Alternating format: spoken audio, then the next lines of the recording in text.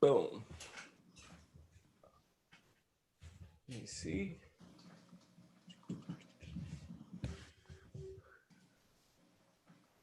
And It's been rough this afternoon. was that we got good rain coming. We just had it. The sun literally just broke, like Oh not yeah? even 15 minutes ago. Yeah, Okay. so it's heading your way. We are live. Hey, live. So I watched the well, you got your phone too, I'm sure. Yeah, I got it here. Yeah, cool. We got Duck Lopes Outdoors. What's going on, bro? Hey man, you gonna have to take me hunting with you, man. That looked fun. I was watching you on Instagram the other day out there with your camo face paint on.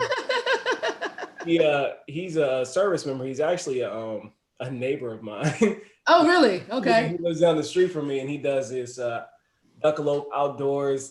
They do waterfowl and like little DIY projects for people who are interested in like waterfowl or water type outdoor sports. It's a pretty dope little channel. Mhm. Hey, You can send me a duck.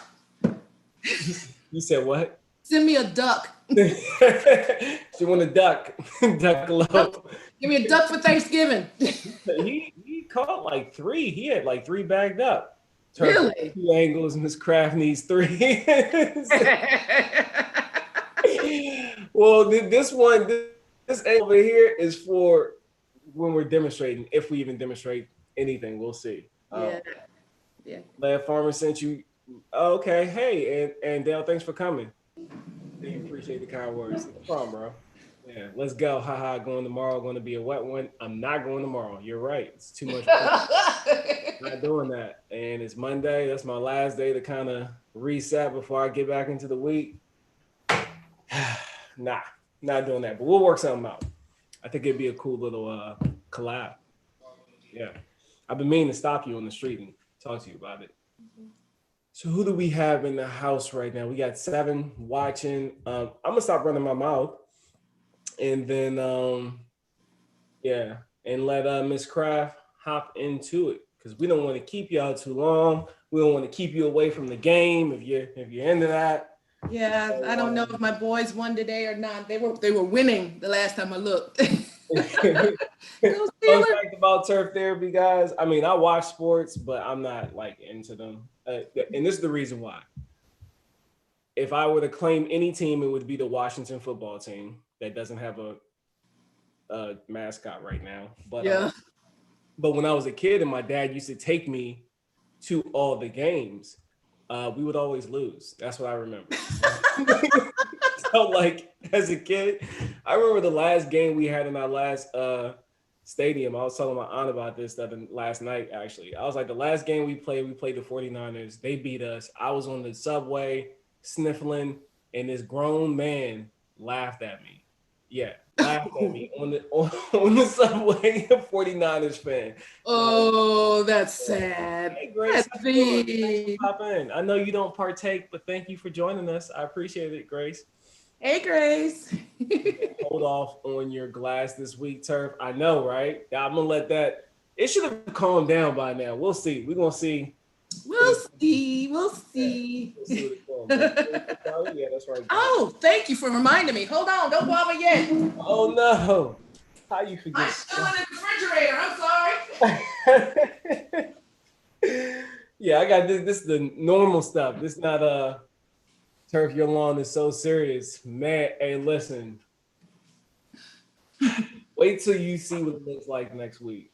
Because after that iron kicks fully in, it's gonna be something to reckon. Yeah, I'm looking forward to it.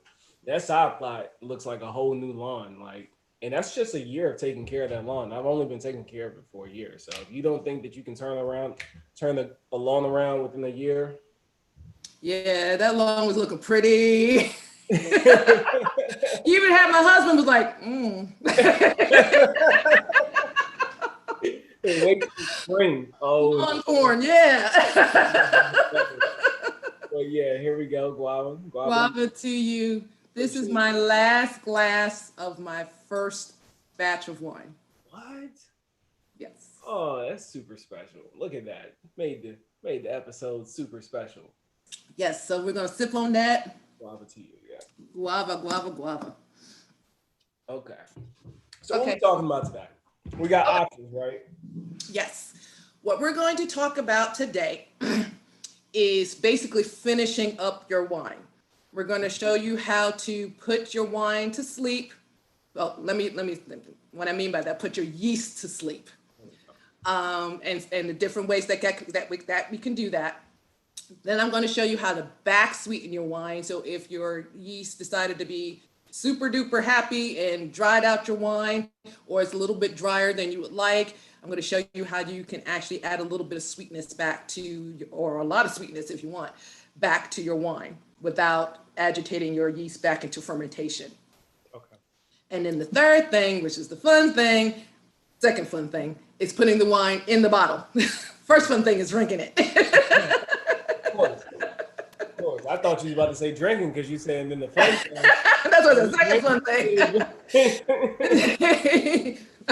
So that's what I'm going to show you how to do today. So first, let me just kind of read my notes here. I'm about quieting or putting your yeast to sleep.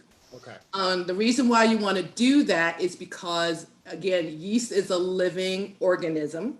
Mm-hmm. And as long as you feed it, it's going to keep belching out carbon dioxide and alcohol until it gets to a point of saturation where it's like, I'm too fat and happy, I can't do no more.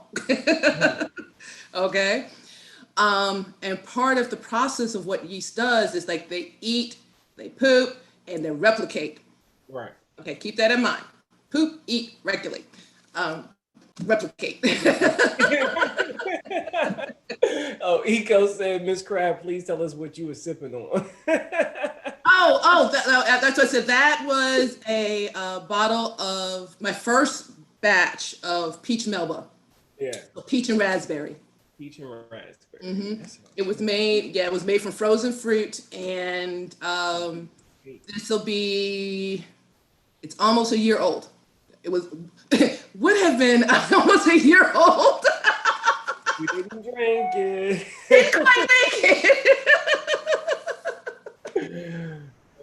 Yeah, I started that batch last year on Thanksgiving. Yep. Cool. The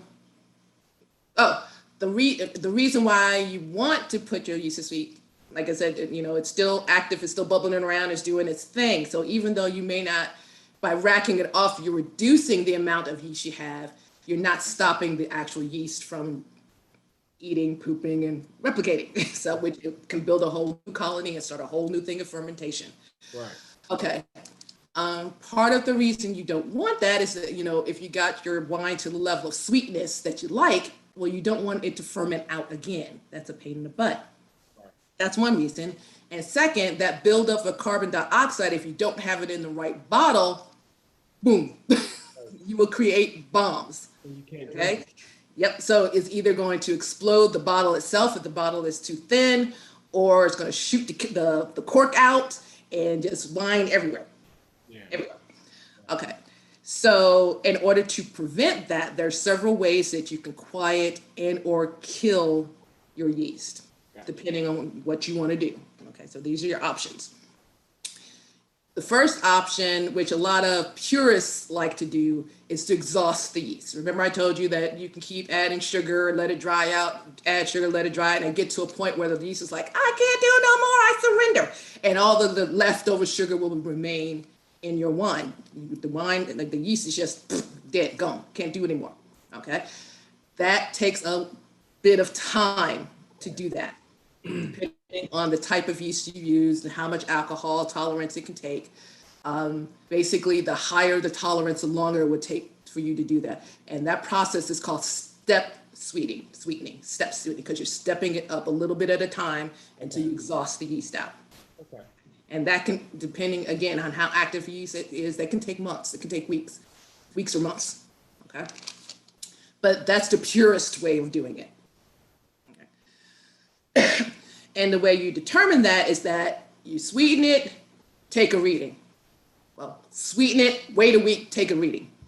Sweeten it, wait a week. Take a reading. Lord, hold on a minute. Me. Okay. Backwoods. Yeah, we drinking it. Sweeten it. Wait a week. What's going on? Thanks for popping in. Sweeten it. Wait a week. Take a reading, and you continue to do that until you get 2 readings back to back, where nothing changes.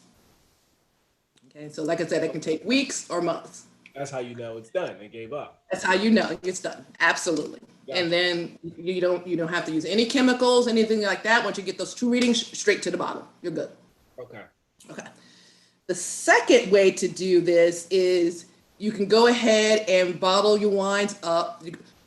When you do this particular process, and I'm talking, you want to have racked it off as much as you possibly can. Get it as clear as you possibly can, because you want the least amount of yeast left in your wine. Gotcha. Once you do that, you can keep your bottles in the refrigerator.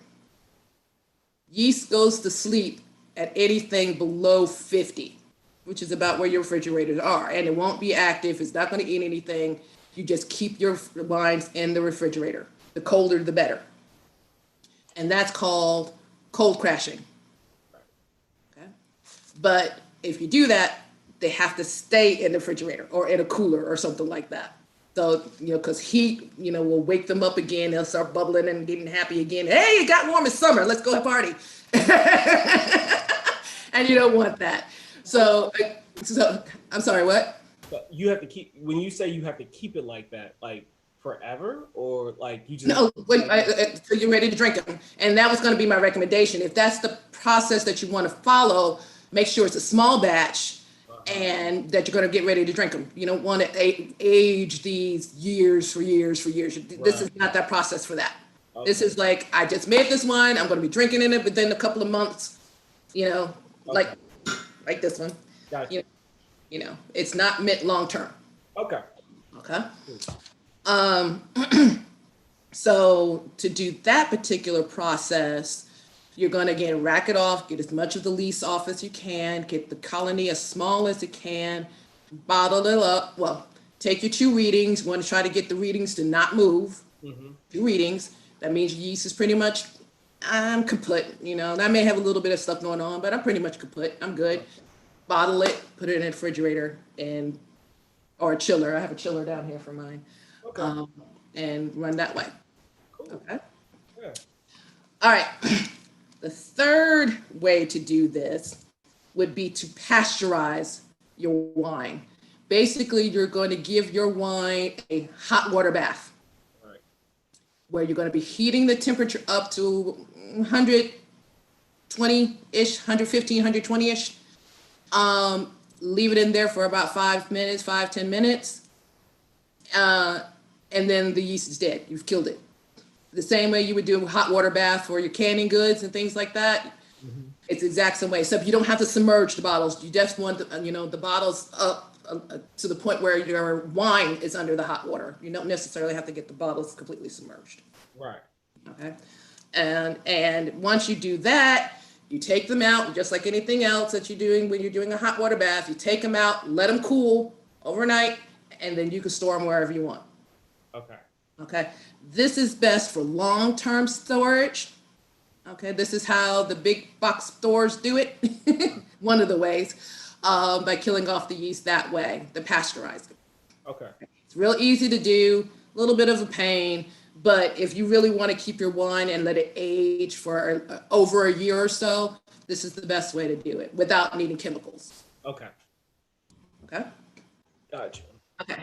Now, and how long do you have to put it at 115? Did you say that, or did I miss about 5-10 minutes? It doesn't have to be very long. All right. Yeah. 5 to 10 minutes. And we got a question if you don't mind taking it. Sure. What we got? Okay, so Eco said, he said, why is old wine expensive? I'm paraphrasing, I think. He said, where's that? Usually an older wine becomes more expensive because it's rarer to find. They are usually smaller batches, and they have taken care to age them and let those profiles build. So the flavors, the longer you hold on to a wine, the more those flavors change. Right. So the aromas and the tannins, and this is when you really get into wine. Okay, So all of that, all of that starts to change those grapes and things like that within the bottle. So you have somebody that's there that's turning it to make sure any leaves that may still be in the bottle is not settling in the wine. And it takes a lot of care. Plus you got name recognition that's going to go into that price as well. You know, families that have been doing this for years, everybody wants that wine, and, you know, supply demand. Right. So in all honesty, that's really the reason why. It's because there's, you know, the batches have were small in production, and they're becoming rare and hard to get. There's probably like maybe a few thousand cases of it that, and like, again, once you get into the hundreds of cases, you really are going to pay. Okay. You're also going to notice a higher price because those particular wines are not blended. And what I mean by that, you have that year's vintage of grapes going into that year's bottle of fermentation and into that wine, and no other vintages of grapes are going into it. Okay. Which is so it really is a one of a kind. Right. That's one of the reasons the prices can go up as well.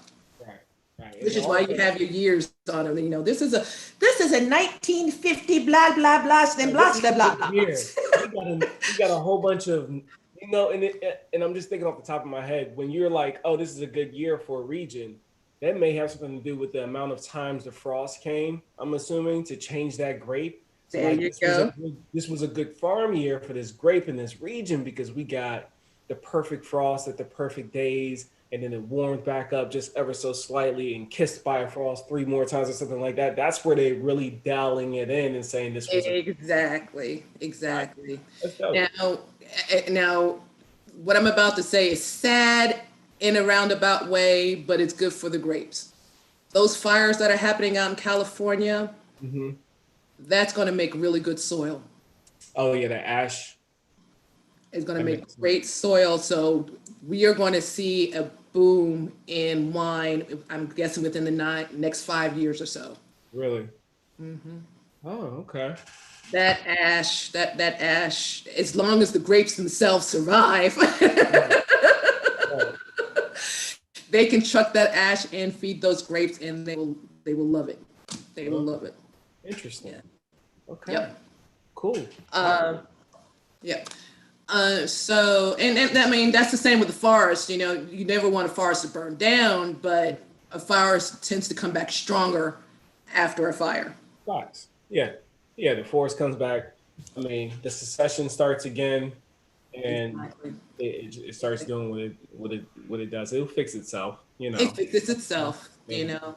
Yeah. Part of burning itself has something to do with trying to fix itself as well. So yeah, I mean, it may have been a normal phenomenon for them anyway, but we didn't help the situation at all as humans, you know. But yeah, I mean, we heard the term of potash, adding potash to your garden to help it grow and all of that. That's your phosphorus and all that. So same thing. Right. Yeah, you said there was another question? No, I said Backwoods just gave you a donation. And happy Canadian Turkey Day to you, Backwoods. I didn't know that Canada had its own version of a Turkey Day. That's interesting. Cool. Hey, Backwoods, I need to tell you, my birthday's on Boxing Day. I expect a gift.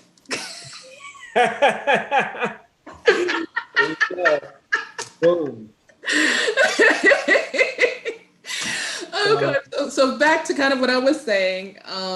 We were on I think you were about to slide into the potassium sorbate.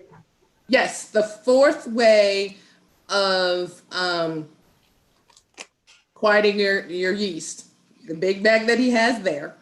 One is what I call chemical castration. Basically, you are not killing your yeast with these chemicals. With this particular one, I should say, the potassium sorbate, you are not killing your yeast. What you're doing is stopping it from the capability of replicating. So whatever yeast you are left with when you bottle is it. It's not going to grow anymore. It's not going to do anything anymore. And if your yeast just happens to not be exhausted, meaning that if you did add a little bit more sugar to it, you're probably going to get like a half a point more of alcohol in your bottle, and a little bit of carbon dioxide in your bottle, maybe enough to blow the top, but depending on, again, how much is in your bottle. So that's what the potassium sorbate does. There is another chemical, if you remember, when we told you the type of juice to get, it should not have any sorbates or sulfites in it, right? And this is the reason why. The sorbate will stop your yeast from replicating, which you need to make your wine. And the sulfite, and I cut that short because I can never pronounce the whole thing. It's sulfite. This is why I was never a scientist. I can never pronounce those things. That's funny. But that one actually does kill your wild yeasts at a point. Okay. That is a pretty harsh chemical. Most people use it in the very beginning, like especially if you are creating wines from fresh fruit, because you want to kill off the wild yeast on it. I like to say as close to natural as I possibly can. Let nature do what it does it. Right. And to be honest, the only reason why I'm showing you the potassium sorbate is, one, to give you an option. Two, we're under the gun to stop our wines. If you had time to do the step sweetening, or to leave them in the refrigerator or to pasteurize them, that's kind of the way to really go without introducing any chemicals to your process. Gotcha. Okay? Whereas the potassium sorbate is like, oh my God, I know there's a wedding in a couple of months. I would really like to give them a batch of wine. That's what I would use as sorbate. Okay. Makes sense? Okay, and this is kind of where we are now. We got this contest coming up, and we'll get into that a little bit later. So that's an option for that. So in short, when here's the caveat with the chemical castration, if you will. They don't last forever. They will last longer than, say, keeping them in the refrigerator, So right. You don't have to keep them in the refrigerator, you can keep them out. But after a good while, maybe about 2 years or so, that sorbate will start to wear off. Oh. And if you have enough yeast in there that's like, I'm tasting sugar. Wake back up. It'll start back up in your body. Okay. So that's just a caveat. So if you do use the sorbate, drink your stuff. Drink your stuff. Now, I will say this, in my opinion, younger wines taste better to me, because if you let them sit with like 6 months to a year and have those flavors develop really nice, past that point, in my opinion. The more, because once you get past that year, 2 year mark, it becomes more of a status symbol to me. Like we're just saying, oh yes, I have this bottle from this vineyard that is like, never ever seen again. Okay. And you open it up and it tastes like paint thinner. Terrible. It's terrible.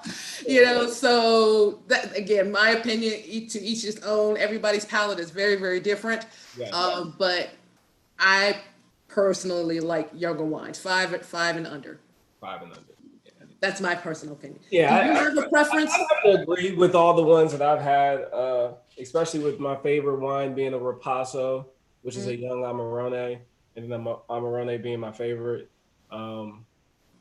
Nothing. I don't think I've really placed my hands on something older than 5 years that impressed me, other than deflating my bank account quite a bit.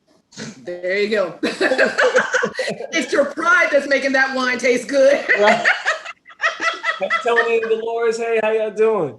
Hey, Tony and Dolores. Yeah. What else we got going on? Just checking in over here. Hey C7, Yes. how you doing? GG, how you doing? There he is, C7. Did you put your finished reading in somewhere? Are you gonna do it? You gonna do it? We want good wine. That's right. What good wine? Good one. Okay. So let's go ahead and move on. You see, I have my notes. I want to make sure I got everything covered. Yeah. I'm going to talk about like how you actually. So, what's the process of potassium sorbate? Yeah. We're going to get into that later. Yes.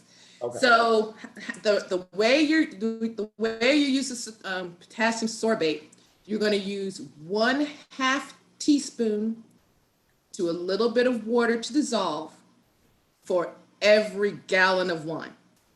It does not take much at all. Okay. You're going to be making a lot of wine, my brother. Yeah, that's fine. You know, it wasn't that expensive. What's the shelf life on it? This is what I got going on here. Yeah, I'm good. I'm good for next year. Next year, 2021. So, you know. There you go. I like it. I like it. I got a whole year to use up that bag. So. There you go. Nice. Yep. Yeah. So what you do, you take that 1/2 teaspoon per gallon, put it in a little water to dissolve, and then you add it to your brew. Okay. Okay. And that's what I've done with this one. Now, this batch is something that I started back in, when did I start this? March of this year. Okay. It is a lavender blackberry. Mm. And I used the Champagne Red Star, which is the yellow packet. Because at first I was going to make it a champagne wine, and I changed my mind since I really like it still. So I'm going to keep that still, which is why I've gone ahead and put in the potassium sorbate. Now you want to do that at a minimum 12 hours in advance before you back sweeten. Okay. Okay. Because that gives the sorbate a chance to do its thing. Okay. I tend to lean towards 24 hours, do it the night before. Here's another thing that you may want to consider: setting up your racking the night before as well. So whatever least you do have at the bottom does not get disturbed, and whatever did kick up a little bit when you added it to your wine has a chance to settle back down. Okay. You said set up your racking. So rack it and then? No, set up your racking. So your bottle that you're going to rack from is on its pedestal sitting here for 24 hours. Gotcha. Okay, I get what you're saying. So that way, when you move it, everything is settled. Okay, I got you. I'll show y'all what she's talking about down here. You can see it on mine. Yep. Here in a minute, I'll show you. Yep. Yeah. Okay, cool. So the OG on this was 11.00, and the finish was 1.990, giving us a ABV of 14.4%. So this is a high potent one. Mm. And yes, like it is dry. Backwoods swish. Yes, and it is dry. Anything below that 1.000 is going to be dry. There's no sugar in it at all. Right? Okay. So there's no sugar in this, which is why I have to back sweeten this if anybody's going to be able to drink it. Yeah. So, like I said, I've already put the potassium sorbate in this yesterday. What you can also do now, when I suggest this, you're probably going to have to plan well in advance for this one. Okay. Okay. You can add your potassium sorbate. Okay. Put it in the refrigerator if you can. Okay. Let it cold crash and get last of that little bit of yeast down to the bottom. Okay. Okay. Bring it out and set it up the night before. Okay. Okay, so that's probably like a 2-day process, right? And the only reason why it's going to take a little longer, again, so you don't, disturb the yeast that's down here. Right. Make sense? Yeah. Cool. So that's the way that you can help clear your wine as well as prepare it to be bottled. I like that. I think that's the steps I'm going to use. That's what I'm going to do. Okay. So you've quieted your wine. You're ready to bottle. Let me move this out the way so I don't spill it, because I'll be pissed if I do. I'll be mad for you too. The last cup of your first wine. Okay, you got to see my, well, let me tilt it up so you can see my face. There we go. Okay. There we go. All right, so the next thing we do is going to take a reading of this. Okay. Yeah. In the building while you're getting prepped. Hello everyone. I used to help a winemaker. Oh, really? Lily Southern Grape Lady. Do you have a channel? Is that what your channel is about? Southern Grape Lady Maker?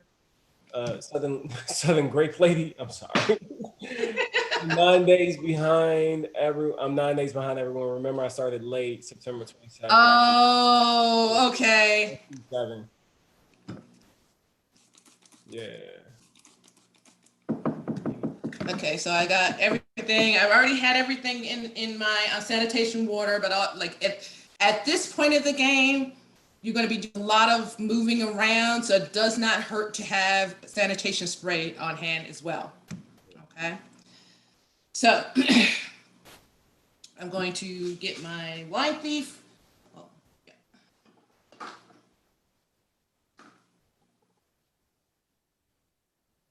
And take a sample.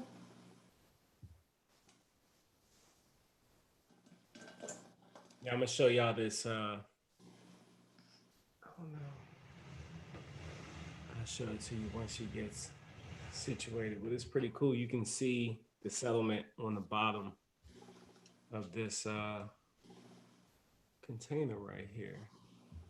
I wish you guys can see how clear this is. This is like so pretty. Yeah, I can see it from here.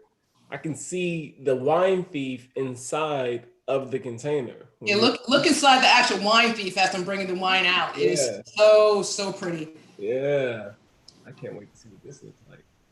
Now, this is what I was talking about being patient. You know, this was going since March. You know, and to be honest, the only reason why I'm doing this right now is because I love y'all. We love you too. Appreciate it.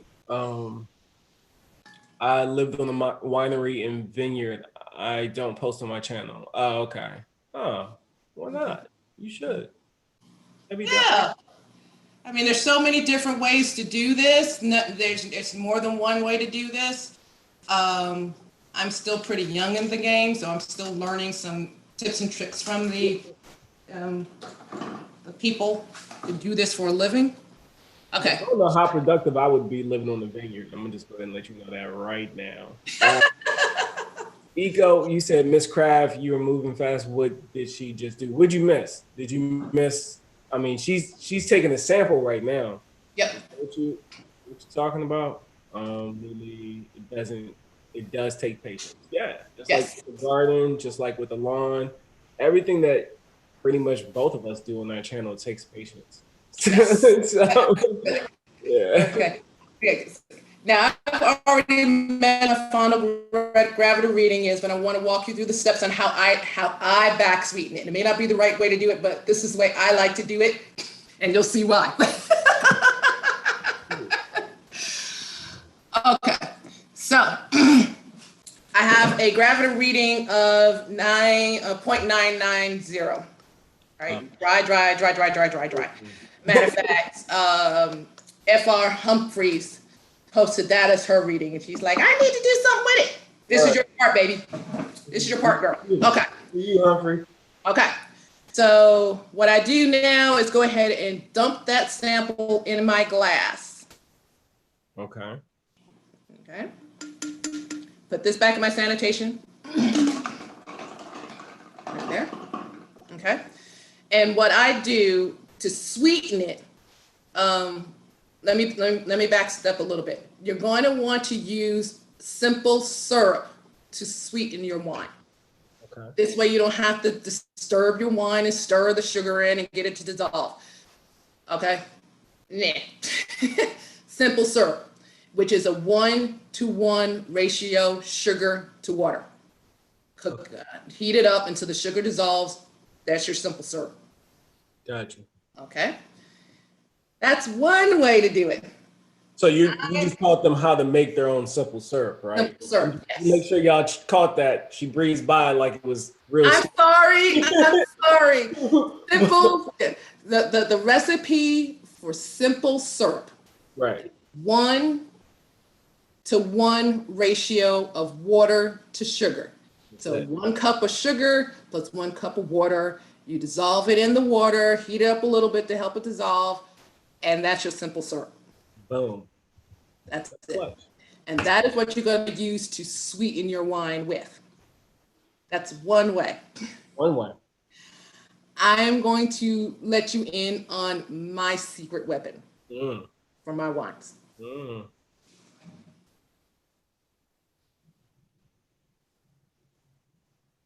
The syrups that they use in sodas and sugar and coffees. Okay. These are already flavored syrups. Oh. Okay. So I tend to use these in the flavor profile for my wine. This is another trick that you can do to introduce a different flavor, to add another layer of complexity to your wine if you want, or you could stick with the fruit that you are starting with. I've done this a lot and I like the finished product. Okay. So, matter of fact, if you can bear with me 1 minute, I think I want a little bigger glass. Hold on 1 second. Okay. Let me see if I can show y'all the sediment on the bottom of this right here. 2 steps away for a moment. So it's pretty cool. I think it's pretty cool. But see if it'll show up in here. Let's hit the light. Can't get this light right. There it is. You see it? The little right there. That's the sediment. And I don't know if I'm racking this off or what. We will taste it today, but every time you rack it off, you'll have less and less. Less and less. Absolutely. You want the least amount of yeast as possible. I mean, depending on the kind of yeast that you use, it's always best to use a wine yeast because they cake better at the bottom. They fall better. But you can easily use bread yeast, but it takes a little bit longer for it to clear. And it's easily disturbed when you move your containers. So it also depends on whether you're using juice or whole fruit. That will determine how clear it can get or how quickly it can clear up. So yeah, there's a lot of elements that go into it. So I've already sanitized this glass. It's just a little bit bigger for me to work with. Cool. Okay. Now, what I'd like to do is do a teaspoon of my syrup at a time, add it to it and taste it. Okay. A teaspoon of the syrup at a time to the entire thing or to your glass that you're. Glass. To the glass. Okay, you caught it. I'm just checking the comments real quick. Turf would not last on the vineyard. I would last on that vineyard, GG. I'll be in the corner somewhere, you know, picking grapes and herbs in the spot. This is. Hold on a second. No, our wine. Well, I don't know. MsKraft might be selling her wine. I might sell wine one day. No. Stop. Unless you have a license. Oh, you can't sell wine. Sell your wine. Oh, there you go. Give it away. Personal use. And you can, yes, personal use only. And even then, you're going to only give away a certain amount. And you're going to have to check your individual state laws for that. But as far as selling any alcohol, can't do it. No. We can give them away for gifts, though. Yeah. You do need to have a license for that. Yeah. You need a wine license. Yep. Wine license. Okay, so that's just a wine license. Right. This is a half teaspoon. So what I'm going to do is do a blend of lavender and blackberry in here. Okay. So one of each, and I'll give me my full teaspoon. And what I do, this is where it gets a little bit tedious in the process, but this is where you're going to refine. This is where your personality comes out. Okay. You can make it as sweet or as you like. If the wine comes out the way you want it to without having to back sweeten it, you're good. Again, that's your taste, your preference. Right. So a little bit of lavender, a little bit of blackberry. So stir it up. All right. Now, when you're testing this, you actually do just want to take a sip for 2 reasons. You want to keep your mind straight. And 2, we're going to be remeasuring this. Okay. Okay. Okay.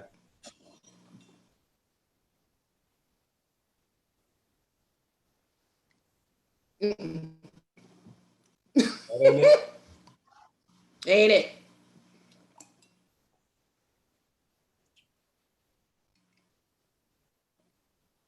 Are there any other questions while I'm kind of playing scientist over here? Let me see.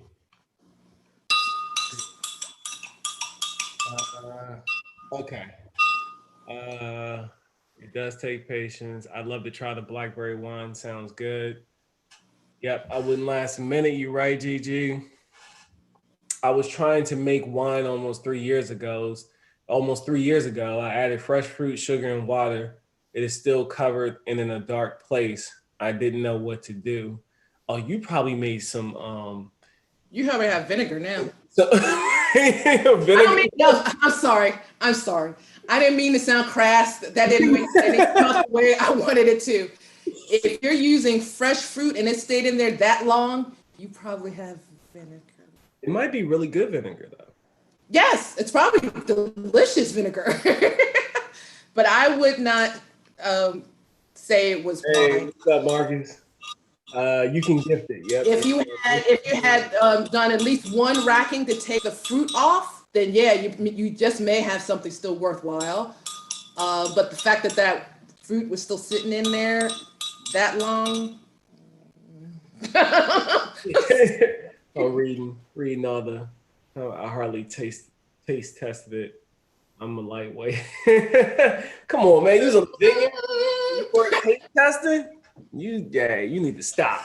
They kicked me off the vineyard. I'm gonna tell them to pay me in wine.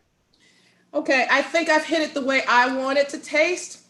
Okay, yeah. So I'm super interested about this because you just dialed in one little glass, right? Yep. That you're about to remeasure. Yep.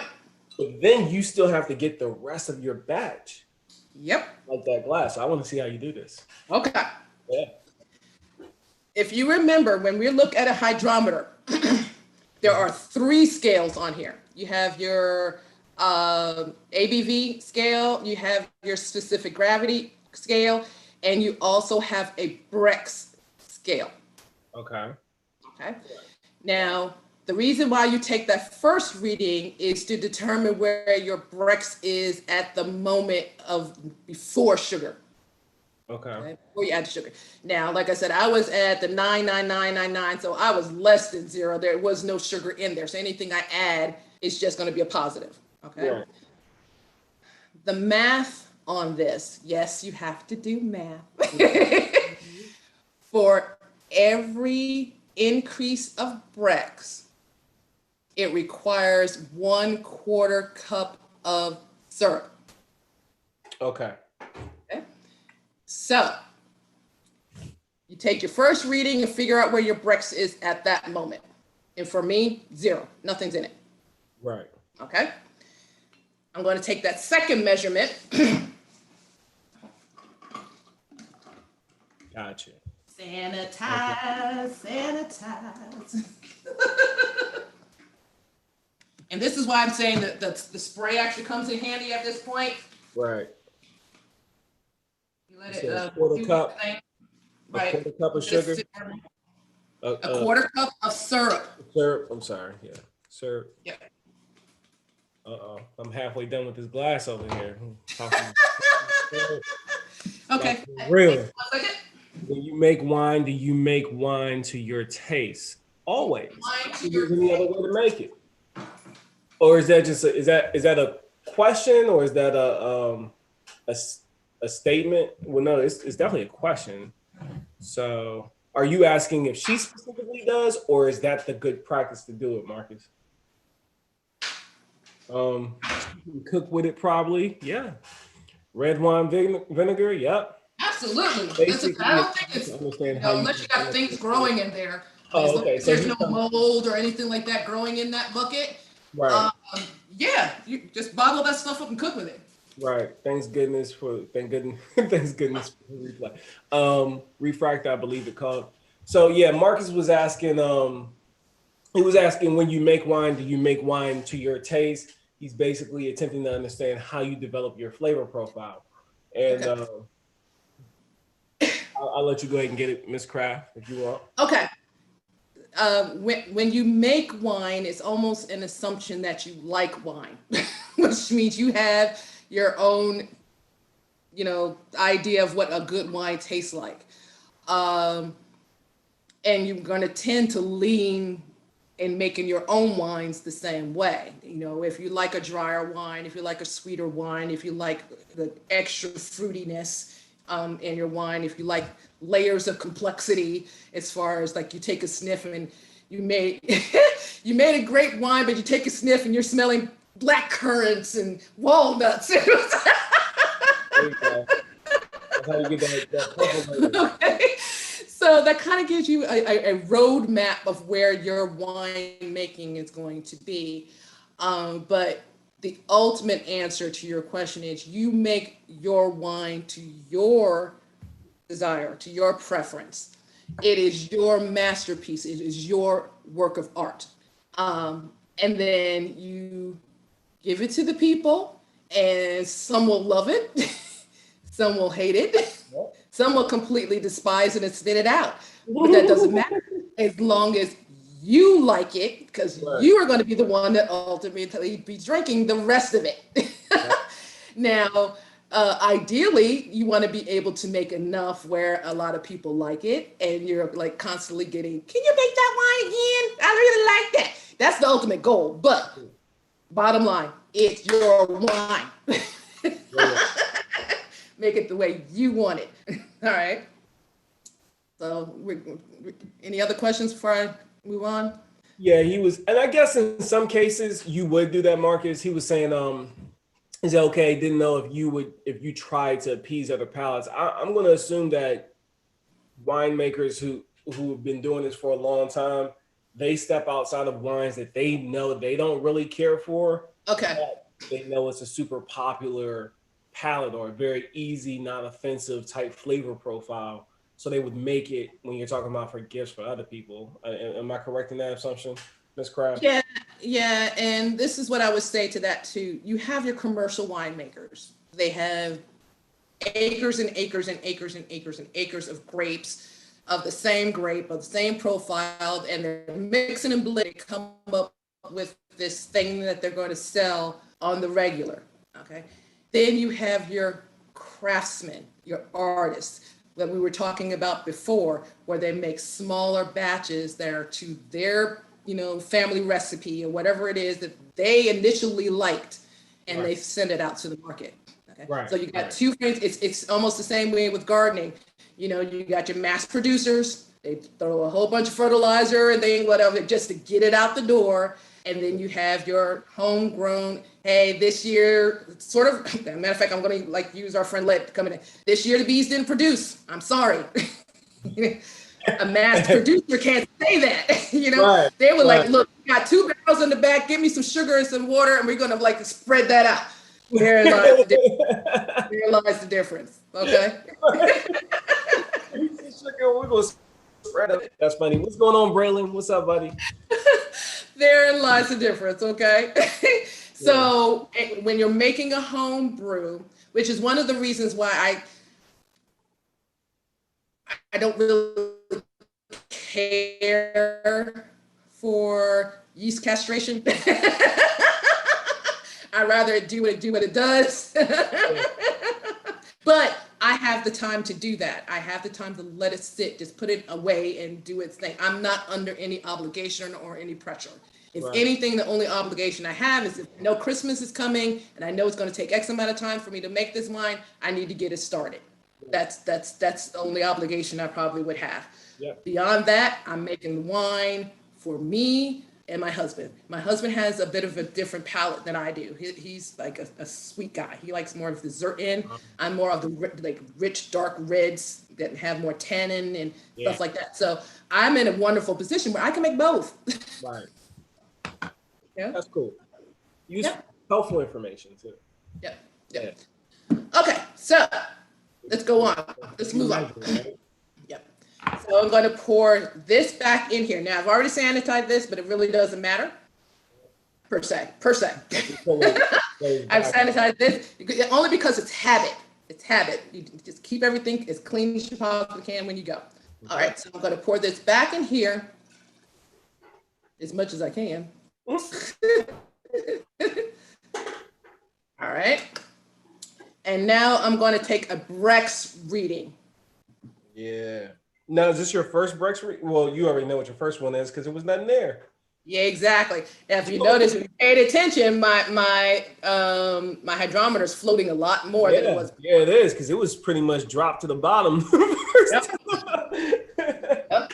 So now my Brex reading is about a 2. Okay, so that's a half a cup of syrup. I like my mathematical man in there. Look at him doing that math.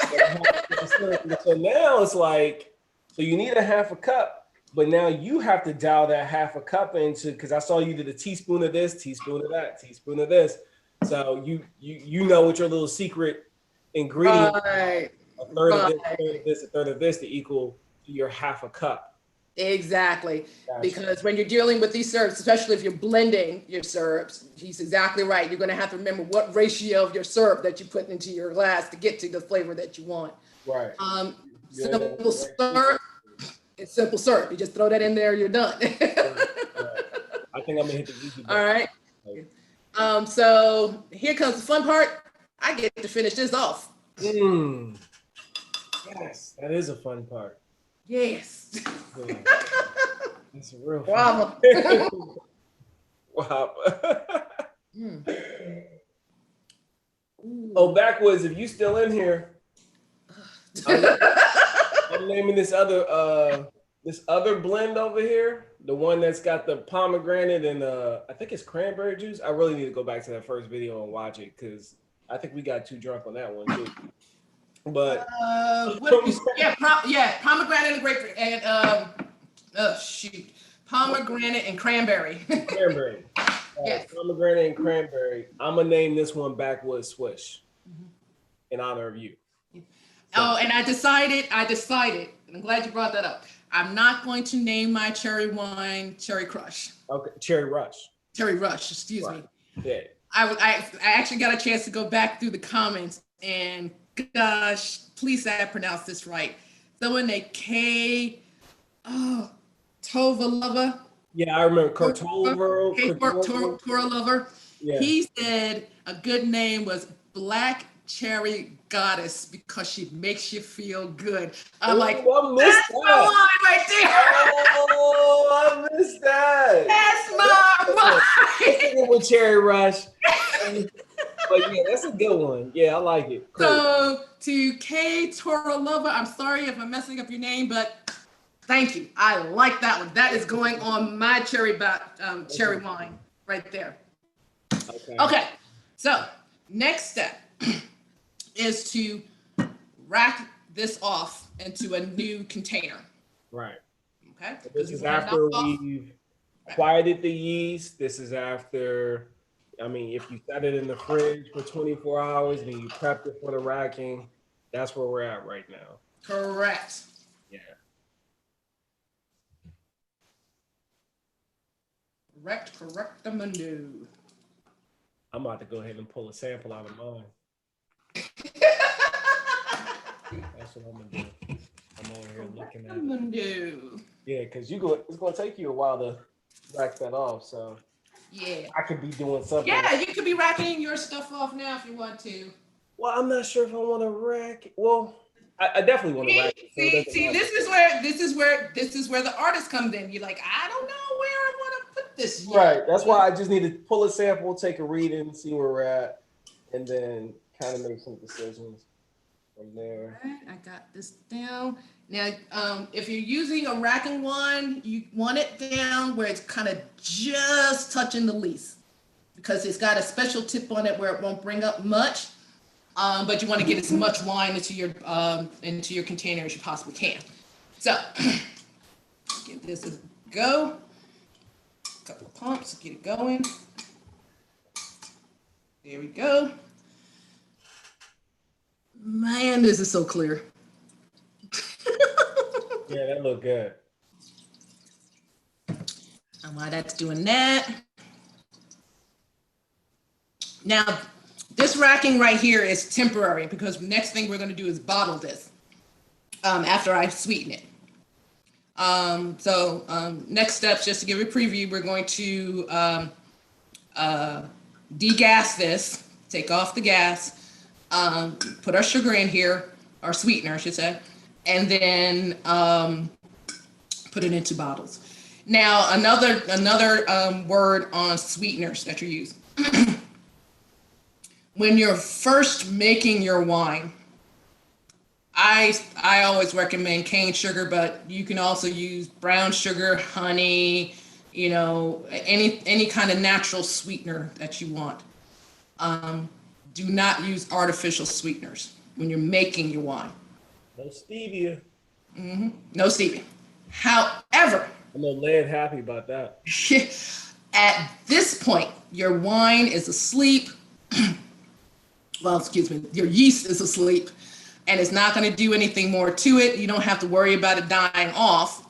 You can sweeten this however you really want. You can use a simple of sugar. You can do a simple syrup of erythritol. I think that's how you pronounce it. A simple syrup of monk fruit or stevia at this point. Again, it's to your taste profile. You're going to have to play with it a little bit.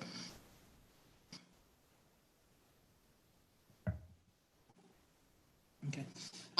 So you don't necessarily need another carboy to rack off into. At this point, a pitcher will be fine because, again, it's temporary. Right. So yeah, I think I'm gonna put mine. Well, let me taste it first. Let me just taste it, bro. I just need to taste it. I need to taste it and get inspired real quick. Now, I don't know what I want to do. Okay, I'm gonna tilt this a little bit to get the last of that good.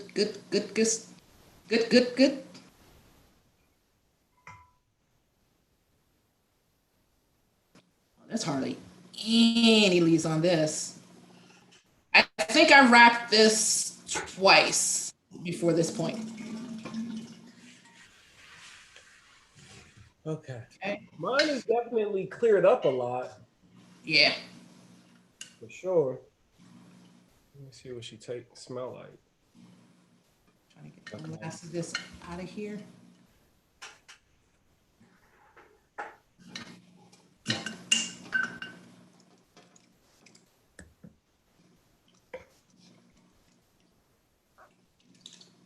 All right. And my Peggy voice. Okay. Before we go on, it just struck me. If you notice, guys, we are wearing pink, and that is in honor of Breast Cancer Awareness Month. Right. And our dear friend Turf on his channel is looking to raise funds to help towards fighting this terrible disease.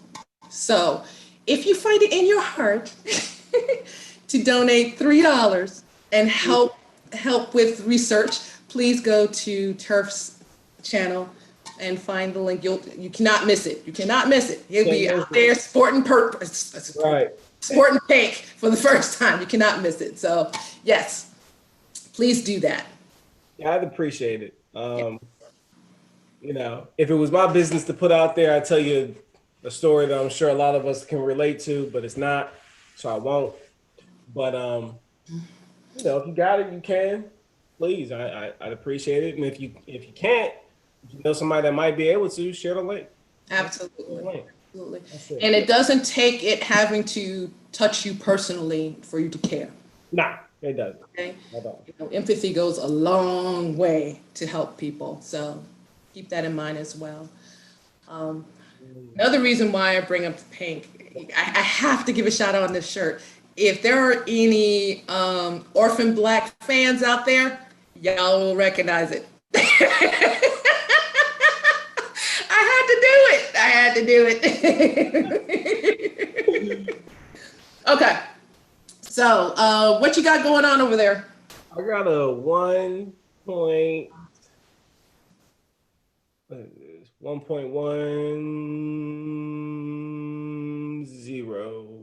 Yep. Oh, okay. 1.10. Yep. Your yeast is pretty much has eaten everything that's in there. Yeah, but we still hasn't dried it out completely, but it's pretty much gone, which is good. Right.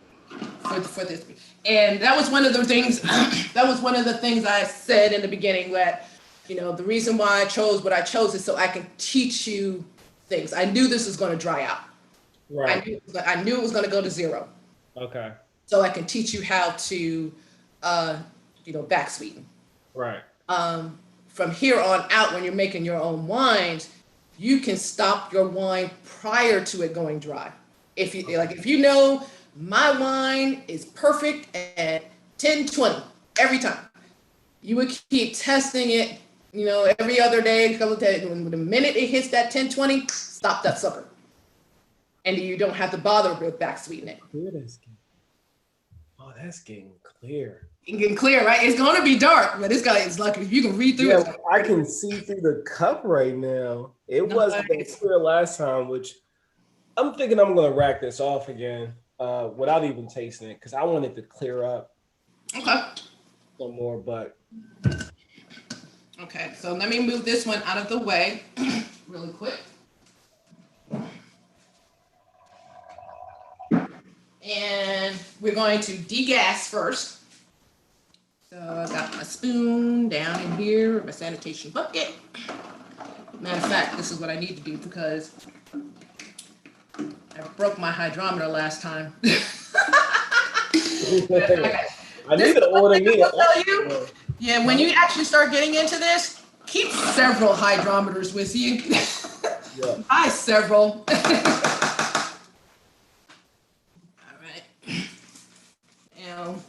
Just to recap, for those who don't know, when you're degassing, you're basically taking off the carbon dioxide that may still be trapped in here, because that's what's really going to blow up your bottles. Trapped carbon dioxide. Okay, now if you notice, this has been sitting since March. There's hardly any gas coming off of here. Okay, part of it's because we racked it. And the other part is because it's sat. And the other part is because the yeast is dead. Not dead, but yeast is inactive. That's a better way to put it. Okay?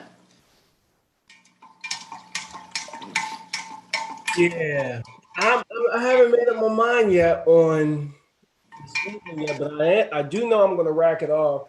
I can pour this back in, right? Nice and slow. Yep, if it's been sanitized, and you haven't done anything, haven't added anything, if you stuck your finger in your ear and put your finger in the wine, absolutely, just pour it really, really slow so you don't introduce oxygen to it. And I'm actually pouring it on right up against the rim of the top, and it's sliding down the side of it nice and smooth. Perfect. That's cheat codes right there. Okay, so I've degassed it. Like I said, it wasn't much going to come off. I already knew that, but if you were still trying to do this within the first month of this, you're probably going to get some gassing off of this. Next thing, so the next thing to do after this point is to go ahead and sweeten it. So I got a quarter cup. Actually, matter of fact, I remember I put a little less lavender because I didn't want that to overpower it. We got in the chat. Or that fruit to come out. Refractor, I believe it's called. Refractor. What you talking about, Lily? What you talking about? I think he's talking about another way to measure the alcohol content. It's called a refractor. Oh, okay. Peace family, thank you for sharing this information. Turf therapy, MsKraft, much love. You're welcome, Lance. Appreciate you for joining us this evening. You're welcome, Lance. It was about 2. Okay, so that is a half a cup. I put a little less lavender than I did the blackberry because that was kind of the profile I wanted. Because the flower in there, okay, now I'm talking about the artist. The flowers actually have a more overpowering flavor than the blackberry does. Blackberry is kind of mellow and sweet, where the lavender was kind of like tea-like. I mean, if you ever had herb tea, you know how it can have a little bit of a tannin taste to it, a little tart and dry in the mouth. And that's what I was getting when I was adding a little bit when I was doing the 1-for-1. So I really wanted more of that fruit to shine through. So not only with the flavors of the actual wine, but with the flavors of the syrup that's helping as well. Okay. So I'm going to stir that in real quick. That makes sense. Like I said, this is where you get, this is where you're building your profile for your wine and your flavor and your taste. Technically, you can't mess up. At the worst, you get stuck with your own wine that nobody else wants. But there you go. What my dad said, more for me. More for me, right. Like it. That's fine. More for me.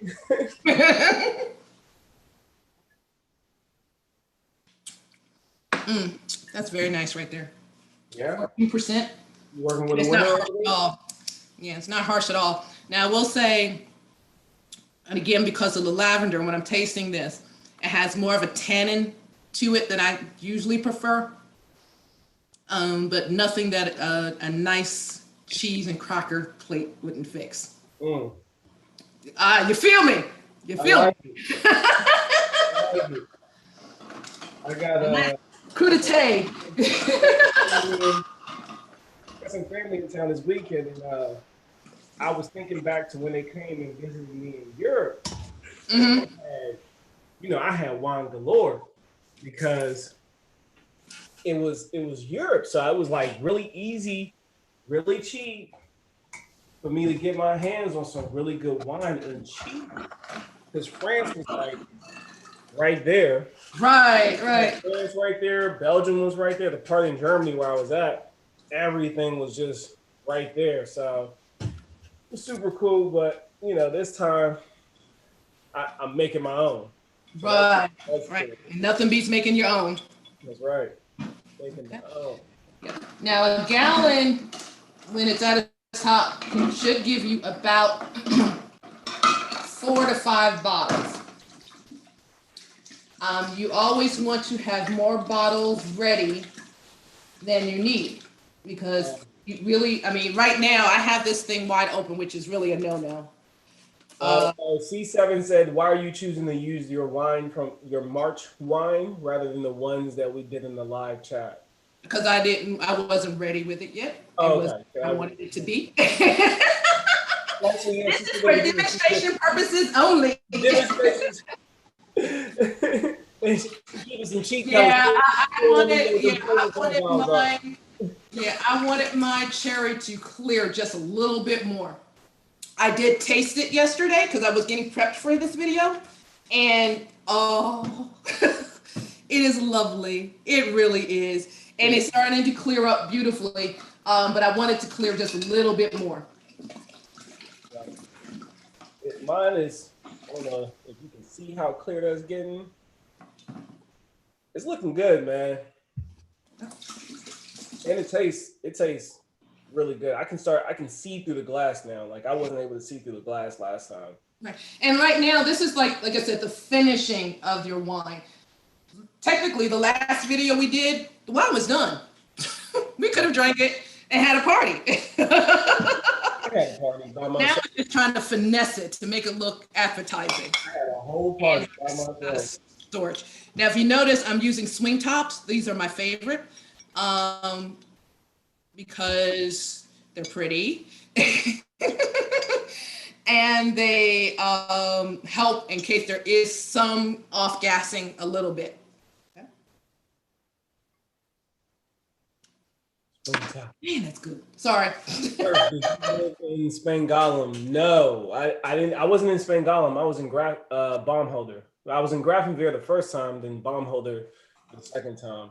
But Spangalum was right up the street. So yeah, that's the right area. Definitely the same. What is that? Ryland Falls area. Okay, we are now ready to bottle. If we have any questions, are there any questions at this moment right now? Matter of fact, go ahead, Robert. You're good. I can look. Okay.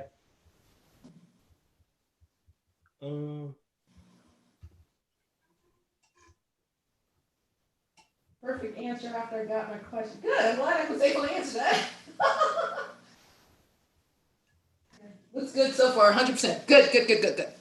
Okay. When you're bottling your wand, you're going to use the same racking wand that you used before with an attachment to it. This is called a bottler. Right here, just a little thing. MsKraft, am I supposed to have this much left? Because remember, depends on your lease. Now again, when you're racking off, you're going to leave some behind because you want to leave the lease at the bottom. Right. What you can do is tilt it a little bit. Oh, okay, yeah, that's the line. That's one way to do it. For the amount of headspace that you're showing right there, that may not be good. Might not be good. I'll show you how to fix that. That matter of fact, yeah, that's a lot of headspace. Yeah, I would tilt that off. Yeah, I would tilt that off. Okay, what you can do also, Robert, because it looks like you're having a problem with the suction. Yeah. You can either raise your container up some more or lower your jar.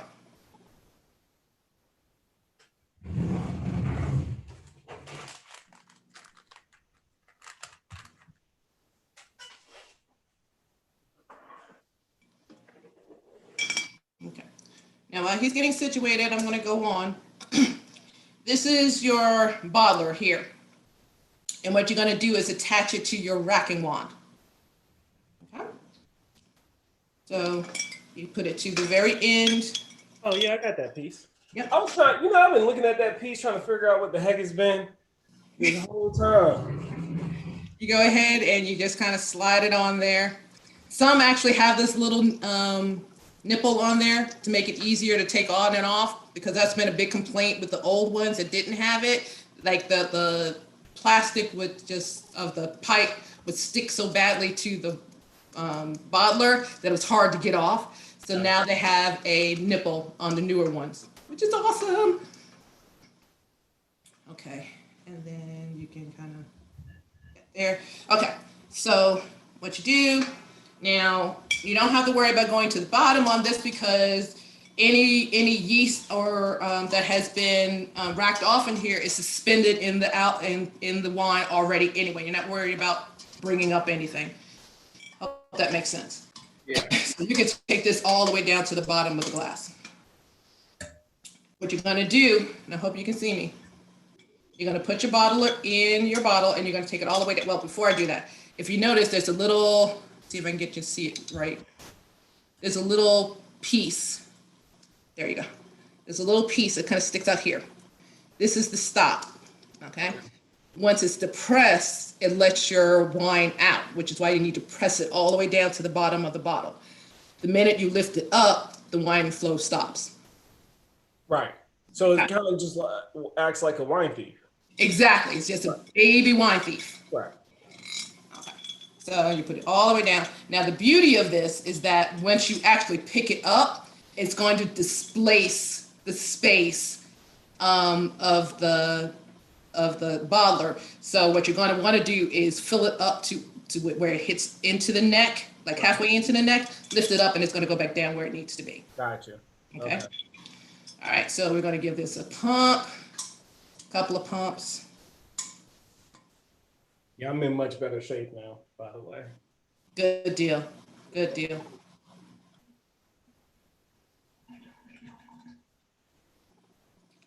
Okay, taking bet. Tell me how many bottles I'm going to get out of this. You're gonna get 4. I'm calling. 4. Okay. I'm calling 4 bottles. What's the vote in the chat room? Dollar Tree. Oh yeah, the Dollar Tree. Dollar Tree. Dollar Tree is the plug. People who sleep on the Dollar Tree. Yeah. You can get all types of stuff from the Dollar Tree. Yeah.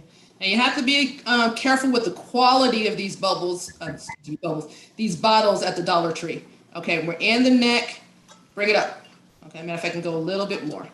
There we go. Maybe a little bit more. Okay. Maybe a little bit more. There we go. That's what I want. Okay. And then you just go on to the next one. Put your bottle top on here. And your bottles.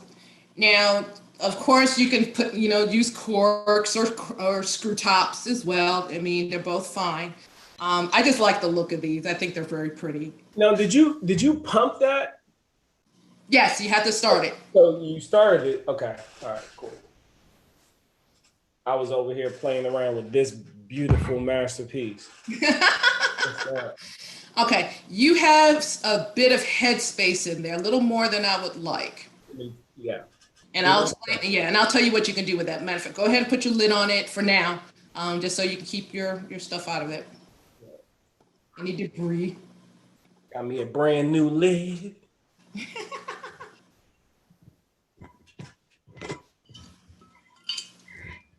So yeah, that's what we doing, y'all. I still haven't made up my mind how I'm gonna back sweeten it yet, but I know what to do now. So I mean, how did it taste to you as is? So to me, it's not bad. It's like, we don't want not bad, we want good. No, it's good. Yeah. So for me, I don't need sugar. But I'm thinking maybe I need to add just a little. Is leaving your mouth dry? No, it's not. It's not leaving my mouth dry at all. It's just, well, I think it's perfect, to be honest. But it's my first time, so it's like, Exactly. So how's your finish? I mean, is it lingering? Is it like really thin? Is it light or is it heavy? Or... It's thin. It's not like...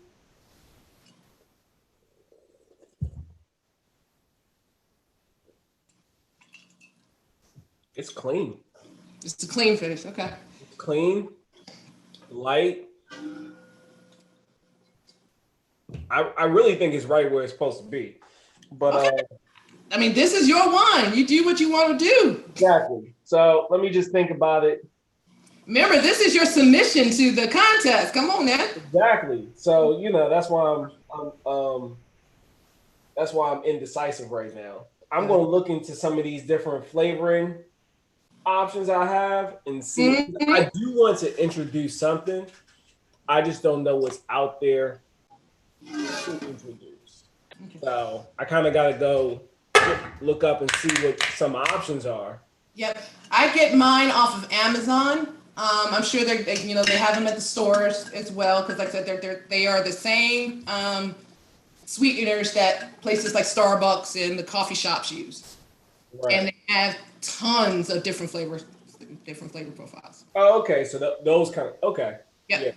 Yeah. Morning. Matter of fact, let me check. It's been a while since I looked at the actual ingredients, so it's been a minute to do. Okay, like with this one, blackberries, cane sugar, water, natural flavors, citric acid. Okay. Nothing artificial in it. Cool. Which is why I like that particular brand.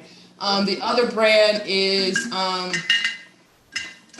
I like to use as well is Tarani. So C7 said Ronnie, that's another brand I like to use. You're welcome, Bessiette. I appreciate that.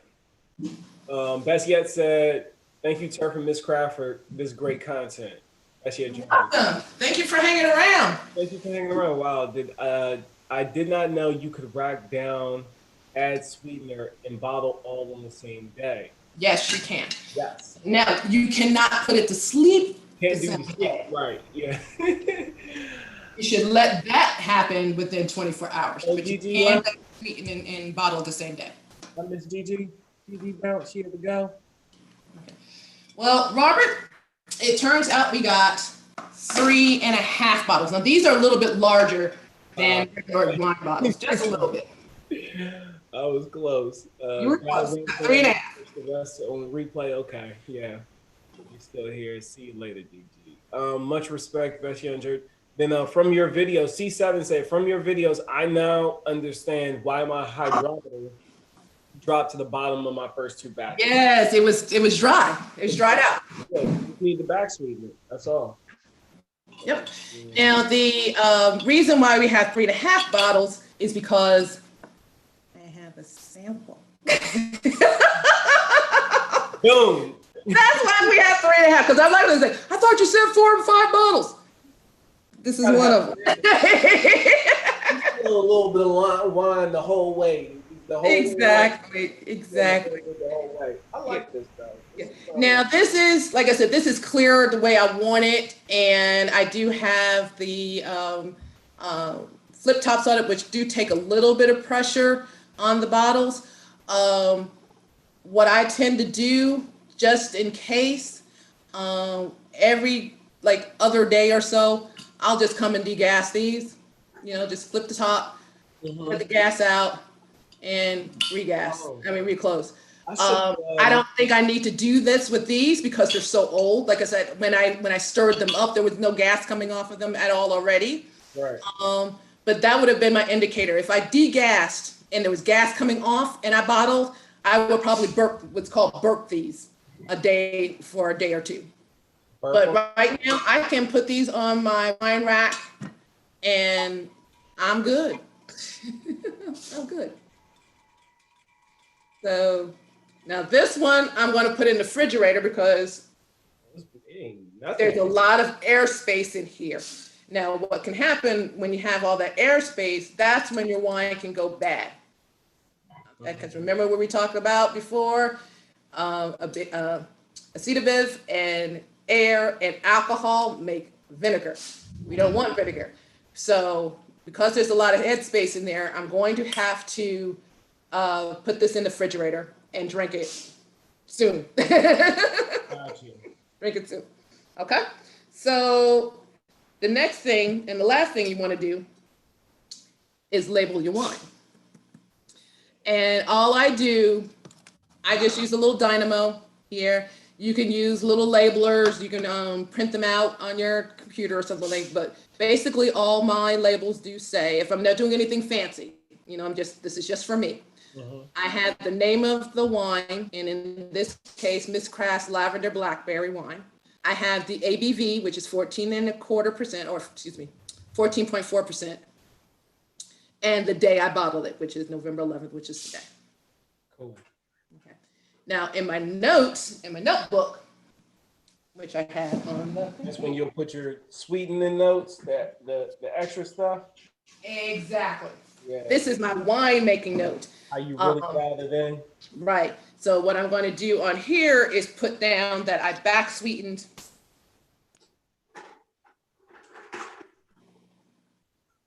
2 points, 2 bricks. Now I need a white wine bucket. A wine. Wine 1/2 blackberry. Well, a little more than black. So let's say 1/3 blackberry. No, excuse me, 2/3 blackberry. And 1/3 lavender.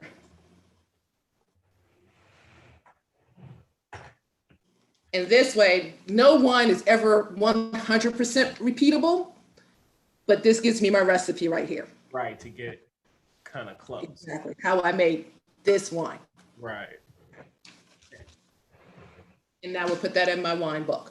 Nice. Okay. So for the guys that are in the contest, which we will announce in a minute. Oh, is this the beginning enough for these little? These are now? the bottles I got. Yep. Well, I just thought, is this a wine thief thing? Yep. Oh yeah. Oh. Ah, it's too. It doesn't go in there?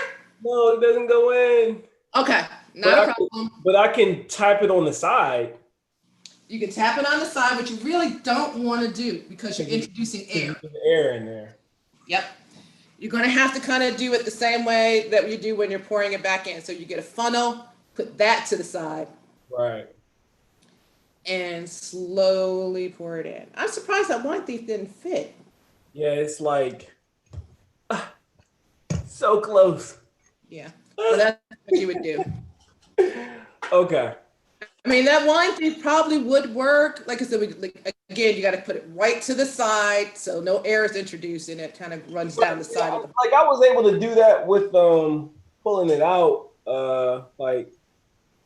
If I put it on like the tip to the side, it will slide down the bottom and fill up from bottom up. So I'll work it out. Yeah, work it out. I'm really surprised. Well, technically, those really aren't meant for wine. They're meant for hot sauce. Right. Yeah, they're really made for hot sauce, which is perfect because I made a batch of hot sauce and I need to. There you go. There you go. Blend up and strain anyway. That's what I'm doing with all those habaneros and jalapenos that I grew this year. So. Yeah. I forgot to freeze mine. I've been picking them off in small batches and going, and I'm like, oh man, I forgot to freeze these. I got raisins now. Oh, that smells good. All right, so I got my label on here. I got 2 more labels. And that is what they say is that. Now, again, because of how we finished this, you want to serve these as young wines. You really don't want to age these much more than 2 years before you finish them up. If the wine is good enough, that's not going to be a problem. Not a problem. Not a problem at all. Like I said, my very first glass here, but you still haven't finished yet. This is going to be an interesting night. This one is less than a year old, and I'm just finishing off this particular bottle, so it's all good. Whereas with my strawberry wine down that you saw me drinking before, that's December will be a year on that one, and I still got 2 gallons of that stuff still left. I got like you, I got overzealous and made 5 gallons of strawberry wine. I was like, I was about to do it. Luckily, you talked me out of it. You was like, nah, don't do that. Don't do it. Oh, damn. We got questions in the chat. Okay. Yeah. Anybody got any questions? Okay. Because we're pretty much, that was it, right? Yeah, well, I need to talk about your headspace and what you can do for that. Yes, we need to fix my headspace. Okay. Sorry. No, you good. I'm sorry. This was what happened when you're sipping and teaching. Yeah, it's the best way to teach. Mm-hmm. I'm sure all the teachers would be so much happier if they could sip and teach these kids. I'm pretty sure some of these parents probably doing it with this homeschooling. Turn into the janitor. I may have to try a peach blackberry next. That is actually pretty good, mixing those 2 together. Was it? Okay, that's on the list. Peach blackberry, summer fruits. Okay, this is what you would do for your headspace. You're actually doing part of it right now. What I would do is get as much of the wine out as you possibly can without disturbing the lees. If it gets to a point where it looks like the lees you're bringing, the wine you're bringing up is starting to get cloudy, and there's still a lot of wine left in your bucket, I would let that bucket sit for 24 hours and then try to, thief it off the top again. Okay. Yeah, beautiful. Then I would try to thief that off again and then add it to your wine. If you still have too much headspace, to me, anything that is, in fact, let me bring this off here. Anything that is kind of less than like right up in here is too much headspace to me. Okay. Okay, because that's just too much room for. I don't think I have that much product left. Ooh, hold on.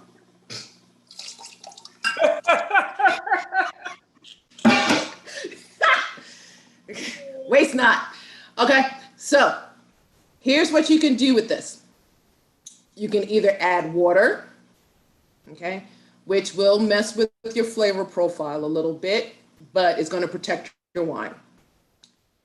You can do a combination of 2-to-1 water vodka, which will not mess with your alcohol content of your wine, but it will raise it up. But it still will do some things to your wine profile.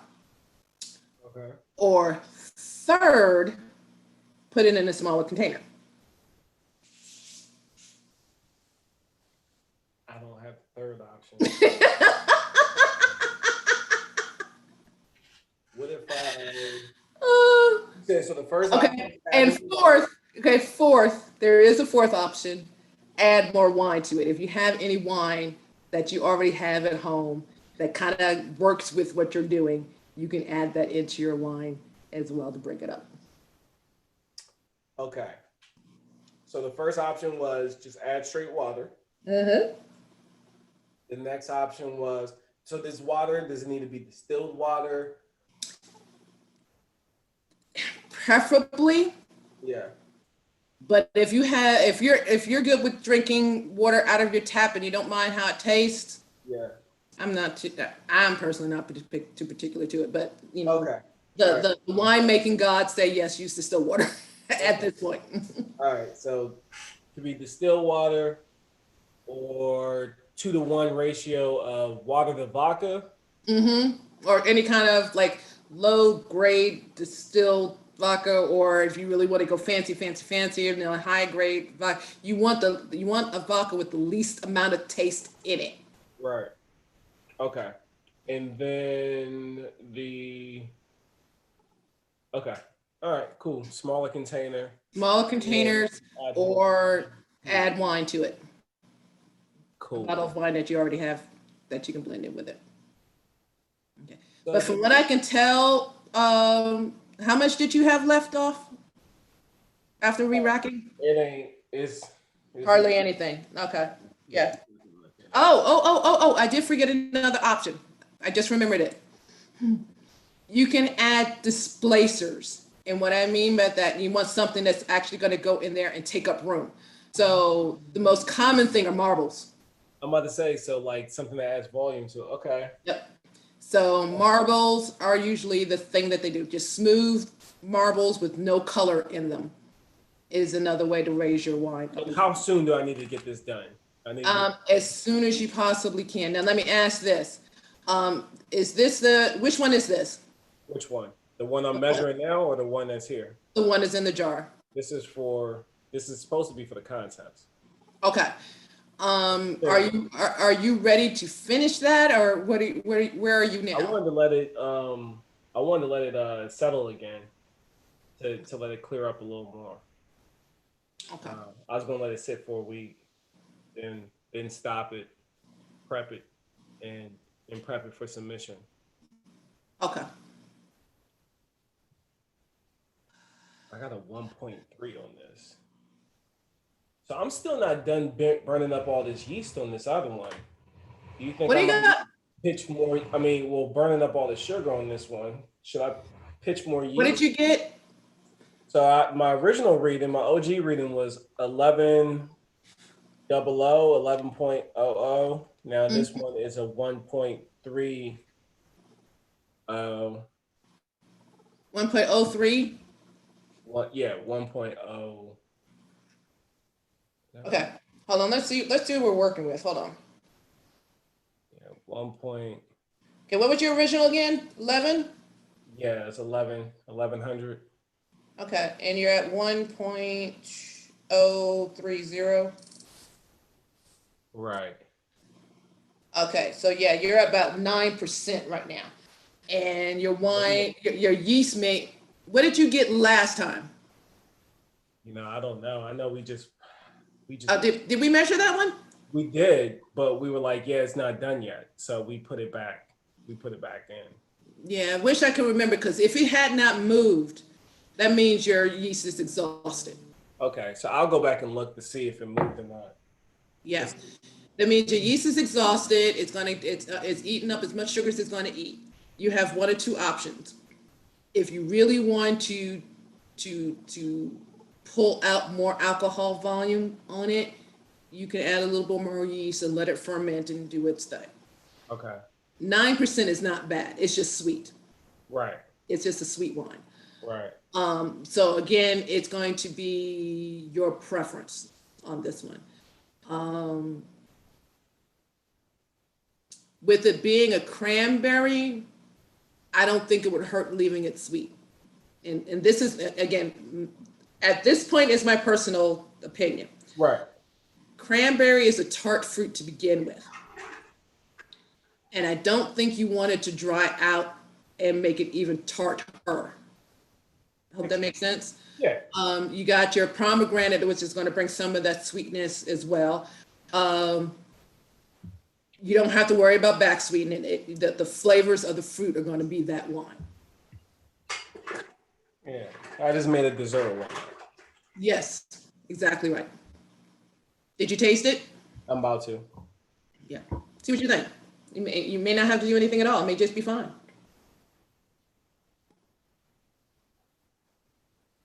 I mean, it's not like you can't get toasty off of 9%. I mean,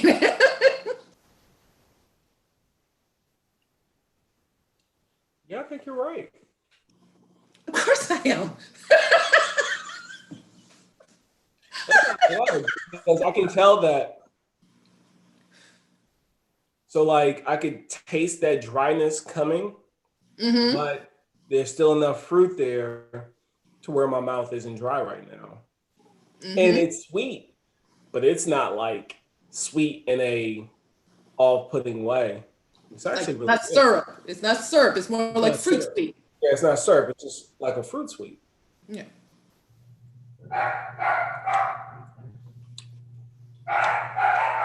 That's good.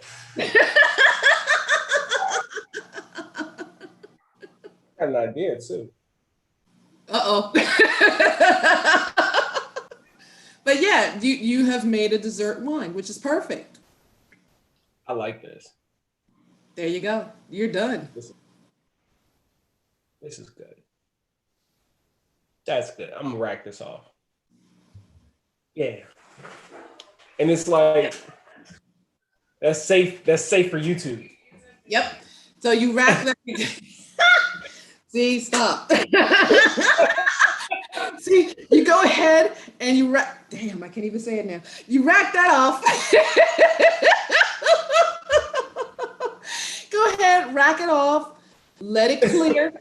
Just keep it in your container as long as you can. Let it clear on out. And you don't have to put it to sleep because it's not doing anything more. We've already tested that, so you don't have to use any potassium sorbate. Put it in your your bottles, and you're good, man. Yeah, that's good. I'm so excited for you. Dan's in the building. What's going on, brother Dan? Hey, how you doing? I'm gonna need a sample of that. I'm gonna send you some. That's good. Backwoods swish. I need some of that. Backwoods swish. The backwoods swish is good. Yeah, and what I will do is send you this the blackberry and the cherry when it's done. Okay, cool. Yeah. Sorry, not cherry. Dark cherry goddess. Dark cherry goddess.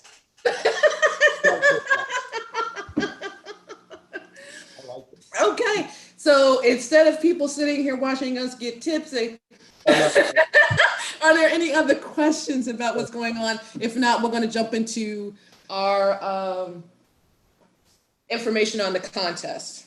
Yes.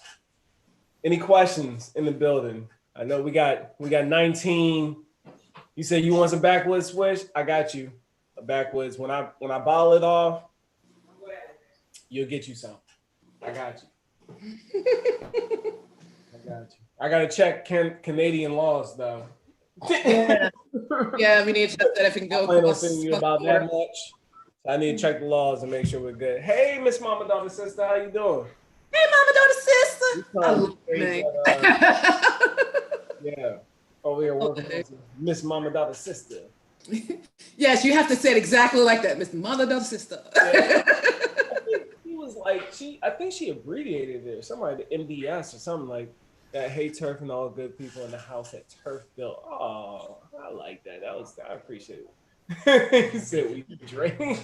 Yeah. So okay, cool. I don't think there's any questions, so maybe we can get into the contest. Okay. There were 2 entries that followed the rules and completed and entered their information. And that, those 2, sorry, forgive me, y'all, vapors. Okay. Stop. See, I'm at that point now, I got the giggles, so stop. Those 2 people who walked through this with us, joined us in doing this project were F.R. Humphreys and Jay Binion. So those are our 2 contested winners. So first, thank you so much for joining us in our little adventure. And if you will email me, please, at MsKraft123@yahoo.com. Robert will put it into the description once we post this. And send me your contact information as far as like your address and all that. I will need that. And then in turn, I will email you what needs to happen for the rest of the contest. There is going to be a block of time where you're not going to see anything happening because what you just saw, what I just saw showed you. Hold on.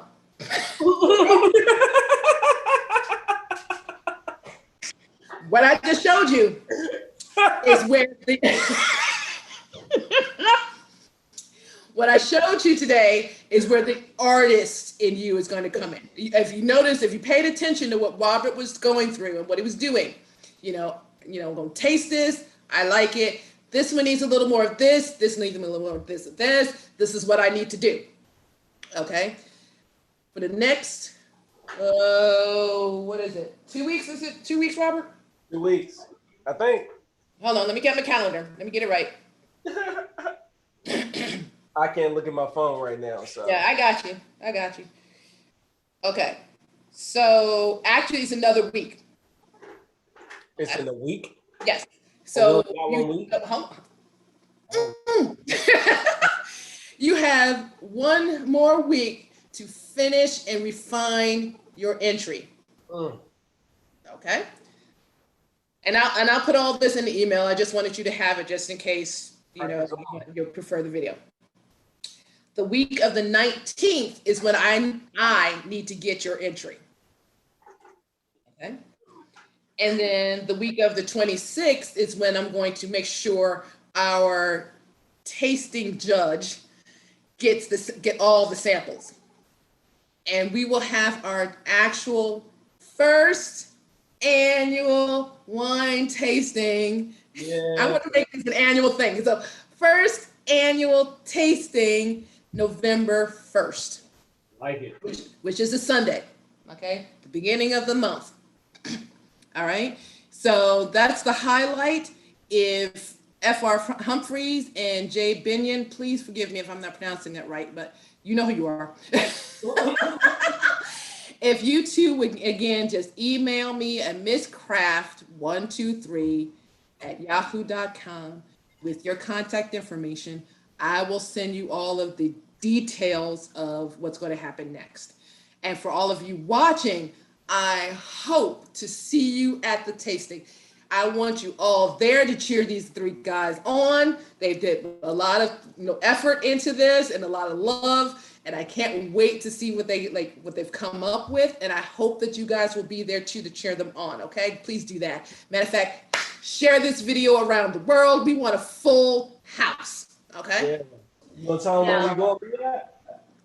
This is going to be on my channel. I will be your host. And we're going to talk to the contestants. Like I said, If you've made it this far, you are already a winner. Okay, you're a winner because you got wine, and I am proud of you. I am so proud of you.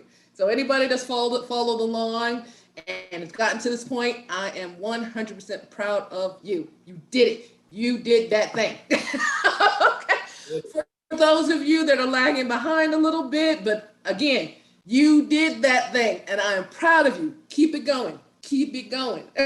Okay. So, but again, for the actual contest, which again is going to be same time, 4 p.m. Eastern, 3 p.m. Central, which is 1 p.m. Pacific. Yeah, I think that, yeah, 2 hours. Yeah, I think that's right.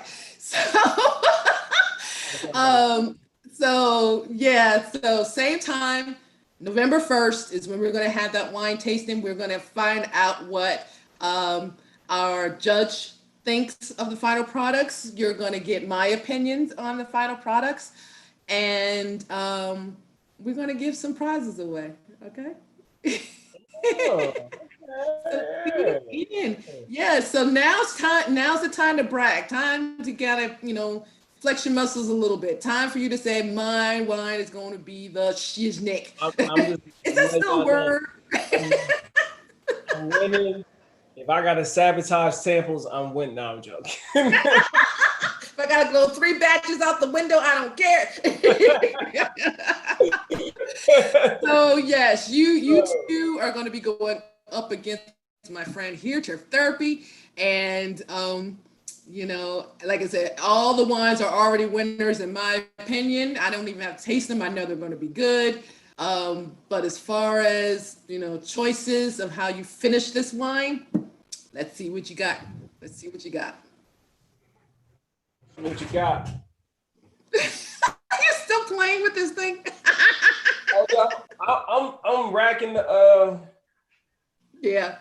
I'm racking the backwoods swish right now. I can't wait to taste that one. That's gonna be on the side. Backwoods swish is good. Yeah. Yeah, I really can't wait. I mean, with this blackberry lavender, like I said, it's still really green right now because I just back sweetened it and all that. Right. I think in about 3 months, 3 to 6 months, this is gonna be so mellow. I can't wait. Mm-hmm. I cannot wait. Cannot wait. Yeah. All right. Let's see if we got any questions in the chat. Let me slide over here. Backwoods Wiz got his hands up. What is that? Miss Mama Daughter said MsKraft ain't feeling no pain. Yeah, y'all up in the club getting tipsy. And I'm still poised. Getting tipsy. I'm still poised and I can still speak. Oh yeah, Miss MBS. Yeah, I thought I heard you refer to yourself that way, or somebody else did. Yeah, okay. So Miss MBS in the building. Yeah, we're gonna make that a whole hashtag. MBS, Mama Daughter Sister. Miss Mama Daughter Sister. Bessie at Journey's laughing at his backwoods, throwing his hands up. Cool. Well, that's it, guys. I think that wraps this one up, right? It certainly does. So thank you guys again so much for the donations. Number one, that was a pleasant surprise, and I do thank you. That's awesome. Yeah, you got another one today. Oh, thank you. Thank you for hanging with us. Like I said, this alone, just with the two of us, we are, you seeing us. This is us for real, okay? So you hanging with us made it just doubly special. So thank you for hanging with us on that. To those who subscribe to my channel because of this, I thank you, and I hope that I can continue to bring you content that you like. I'm always open to suggestions, so if there's anything you want to see, please leave me a comment or shoot me an email. To my winners, looking for those emails. I need to have those emails as soon as you possibly can so we can, get you all the information that you need, because I really want to see you in the finale, okay? Devin said Turf made 2, but which one will be entered in the contest? It's going to be the Cherry Rush. This Cherry Rush is going.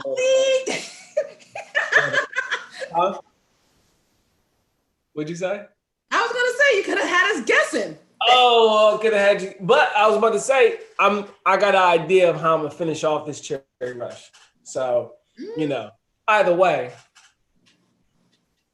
it's gonna be fun. I don't know what this was about. I just felt like doing something with my hands. My hands.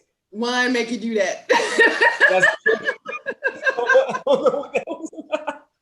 I don't know what that was about. So as you can see, these are the results of making your own wine. Now, I know somebody's going to ask about the cost of doing something like this. It can be as expensive, and I'm talking about just making the wine itself, not the tools that you need. Once you buy the tools, you're set, you're good. But as far as making how much it costs to make a batch of wine, and what you see? Hold on, tell me later. Let me get this part out first. His mama, daughter, sister, our fruit fly is a problem with making wine. Y'all know I'm scared. I had to laugh at that one. That was funny. Yes, yes, they are. But here's the thing. Stay with me, Mom.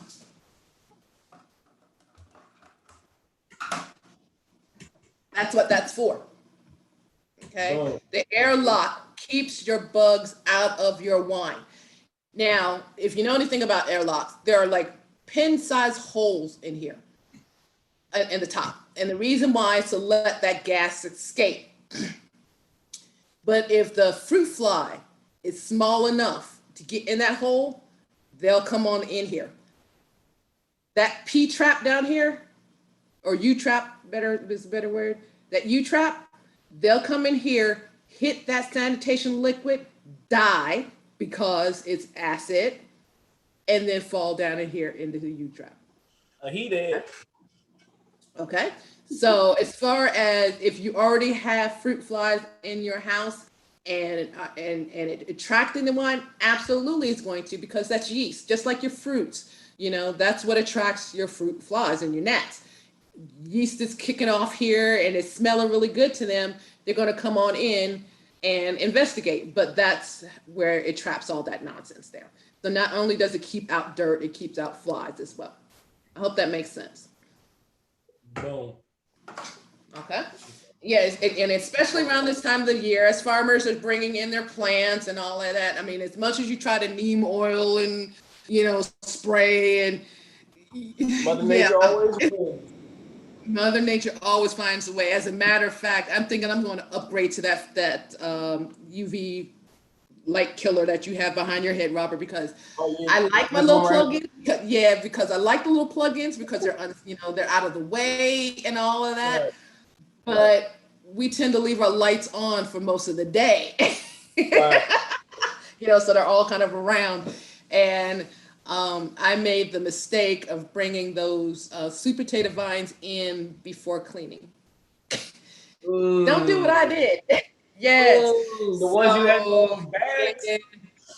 Yeah, so I have a little bit of a combative problem I'm dealing with now. It's going away. Don't get me wrong. I mean, I'm working it out. But it was something that I did not have to deal with if I had taken the proper steps of cleaning the sweet potato vines before I brought them in. I'm so sorry. Right. But, again, yeah, I mean, in any case, they are a nuisance, so those little buggers. But when you're making wine, as long as you have that airlock on there, don't fret. Do not fret. And even if you see, gnats sitting in the airlock, again, do not fret. They are not in your actual wine. That's what the airlock is there to do. Okay. So same with like cat hair and dust and dog dander and all of that. It traps all of that for you to keep it out of your wine so it does not turn to vinegar. Yeah, you see this bug zapper you have to work. I'm sorry, what? She said, yeah, they work her nerves. She got a bug zapper thingy. And I said, yeah, you see, I got mine right here. Yeah, I'm definitely gonna upgrade for real. I need to this year. And to be honest, it really wasn't even so much. It really wasn't even so much the sweet potato vines that introduced the gnats. They introduced spider mites to my garden inside, so I have to like disinfect everything in my garden. What brought the fruit flies into my house was some daggone grapes that I got at the store. I was so mad. I was so mad. Store-bought grapes. Yeah, they were those gumdrop grapes. Man, they were so good. But yeah, they brought the flies. I was so mad. Looking good, Robert. That looks really, really good. Yeah. Look at that. Look at me. Look at you. Doing stuff like I think I know what I'm doing. Now, with that batch right there, Robert, like I said, with that batch right there, and this is up to you. That's not a lot of headspace, but if you wanted to top it off a little bit, that water to vodka. This one right here? Yeah, the one you got your hand on. I would use that to just bring it up just a little bit. Okay. If you want to. Like I said, it looks pretty good. Okay, right now that doesn't look like there's a lot of headspace, but there's some people who are real ticky about that. Oh God, you can't have any headspace. Nah, it's all right. You're trapping the air out. And this is a young wine. It's not going to be sitting there in the closet forever and forever. You're just, racking off your second time. So you're good. Right. But if you wanted to bring it up into the neck, that's usually my remedy, the water and vodka. Gotcha. Cool. Well, that's it. I wanted to try it in this carboy. See what wrapping it up the carboy would be like. So. Yeah, I usually do. Yeah, you've seen behind me. I have both. I have them both. I like to finish, like if I don't want to bottle my wine, I will finish in a carboy and put a top on it and let it sit in it. Well, you've seen my strawberry wine. Like I said, this has been sitting in this puppy since. Oh, Torval is here. Hey, yo, you can tell Kay Torval that you switched of your wine to their suggestion since they popped in. They just popped in. Oh, yeah. Hi. I hope I am not butchering your name, but you gave a wonderful suggestion on the last video to call it Dark Cherry Goddess because it makes you feel good. Ding. That is exactly what I'm calling my batch. I'm calling it Dark Cherry Goddess. So thank you for that suggestion. And the reason why I came to that conclusion, love, is because yesterday I finished my wine. Well, not finished, but I put my wine to sleep. And I've started to do the back sweetening and testing and all because I was going to use it today, but I was like, no, I really wanted to clear some more. But off subject. As I was tasting my wine, I was like, oh yeah, that Dark Cherry Goddess, yeah. That nailed what was going on in that glass right there, okay? So thank you for that name. There you go, Kay Torval. And I think naming the wine earns you a free sample. Absolutely. Yes. Sample. So if you would like to, if you want to send me an email at MsKraft123@yahoo.com. Please say I got that right. MsKraft123@yahoo.com. Send me an email with your address, love, and I will send you a sample of that Dark Cherry Goddess. Okay? My gift to you. Okay. Cool. So that's it. Yeah, if there's nothing else, I'm going to finish up my sample, and then I'm going to finish up the very last of my peach raspberry. Bittersweet moment. But I got some more back there cooking. I ain't worried about it. Bro, that's right. Yep. So I'm about to start me another batch here soon too. Do you have any questions, Robert? Are you good with where you are right now? No, I think I'm good. I got a plan. I'm gonna do some stuff. Okay. Do some scientific stuff behind the closed doors in preparations for the mission, and Yeah. Yeah, I think I'm good. I think I'm pretty squared away. I know how to back sweeten. I got the math. I know how to do that. Really into ratios. We're good. We're good. I'm just on the fence slightly with this. I'm in between two different decisions that I'm gonna make with this. I'm gonna keep it to myself, and I'm gonna let y'all Yes. taste it. I don't want to I'm gonna know. tell y'all what I end up doing, and then I don't want to know. I want to taste. yeah, yeah, I think I So with that, yeah, so with that, we'll come back together on this subject on November 1st, where I hope to see every one of you in there in the room, please. everybody over at MsKraft. Yep. Yes, on my channel. It'll be on MsKraft, Small Gardening, and more. If you just type in MsKraft, she pops up. No problem. Pop up. Yep. You got any questions before we finally let y'all go? We done held y'all hostage. Okay, yes, they work my nerves. I have a bug zapper thingy. Yep. Okay, yes, send me one. He said send him one or Catorval. He or she, I'm not sure which one you are, but hey, yeah, we appreciate you guys. Thanks for hanging out with us from this evening. That pretty much wraps up our first wine series. And for me, that's a big deal. Now we have the contest that we're going to roll into. So thank you for those who are participating. Thank you for those who just watched. As you watch me learn how to learn a new craft this season.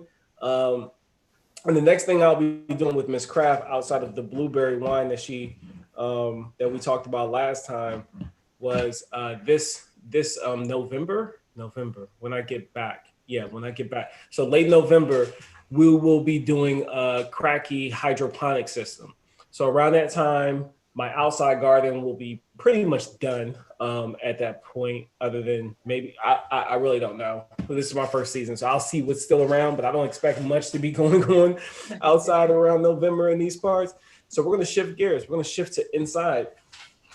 And to give you a idea of what inside is going to look like is we're doing stuff like this. Yeah, we're doing stuff like this winter. Yes. Going to show me how to do her cracky hydroponic system, which is a pretty basic, pretty simple system, and very, very cheap, is budget friendly as well. So we'll be growing small things, small plants that are dwarf like this. This is an orange hat tomato plant that I got, and it doesn't get any larger than pretty much what you see right here. Yep. Plus more fruit. So we'll be doing stuff like this right here indoors. So if you're interested in learning a little bit of hydroponics, we'll be doing that this winter to keep those idle hands busy. Yes. Through those winter months, and still remind you of spring and summer a little bit with vegetables that you can't usually grow. Hydroponics and a little cracky growing. Yeah, see, yeah, we're gonna do a little cracky growing. So a little cracky that's growing. what we're gonna do. Yeah, and then MsKraft's got some stuff she's going to teach us and show us along the way. So that's what's up. That's what's up next with MsKraft. So I hope you guys enjoy it as much as you enjoyed this, and then we'll just keep giving you new content. If you got any recommendations, let us know. Let us know for something that you. Yes, I was just about to suggest that if there's anything in particular that you would like us to present to you, just let us know. I mean, I know my channel is pretty much open to suggestions. I like experimenting. I like trying new things. So as long as it doesn't break my pocket. Right. Like I've been experimenting all year. So yeah, like trying to plant a soursop in the winter. No, you can't do that. No. But how to grow lettuce indoors? Absolutely. I'll definitely show you how to do that. Yeah. Grow some lettuce indoors, grow some tatsoi indoors, because that tatsoi blew my mind. I'm trying to tell you, I had no idea that it's actually a mustard. Yes, it's mustard green. That I did know. Yeah. I didn't know. Listen, I literally bought it because it performed well in extremely cool weather. That's all I cared about. I was like, oh, okay, it can grow in cold weather. Then I'm going to get it, and then I'll taste it and go from there.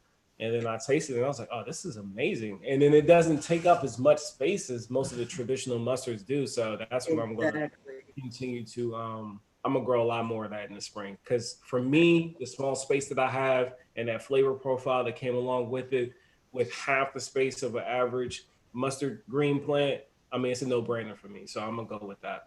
Absolutely. Like my love this year, the thing that like surprised me the most were my sweet potato greens. I'm going to say it just like that because that's what I got, a bunch of greens and a handful of sweet. But the greens were so good to the point where I'm almost want to just grow the greens. They were just that good, you know? Yeah. And then maybe later on the tubers. Now I have to have enough tubers to make a pie. That's all I need. If I have enough tubers to make a pie, I'm good. You said I ain't trying to spend no more coins this year. You Tanya Parker, okay, cool. I was waiting for Land Farmer 73 to cover right on time message and great educational video. May join in sometime soon for the challenge. Guava, we would love to have you, Tanya. Love to have you. I appreciate that. Miss Mama Daughter Sister, you funny. We have a good time here. That's my brother from another mother right there. I love this kid.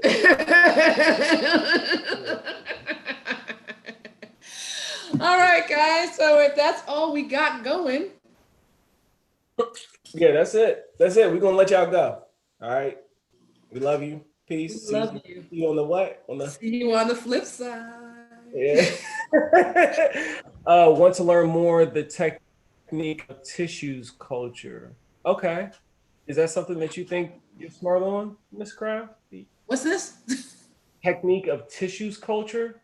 So I'm thinking of like can't you do like banana plants from tissue cultures and stuff like that? Oh, you getting like deep, Robert. This is that's what Lance more in your territory because you're taking those classes right now.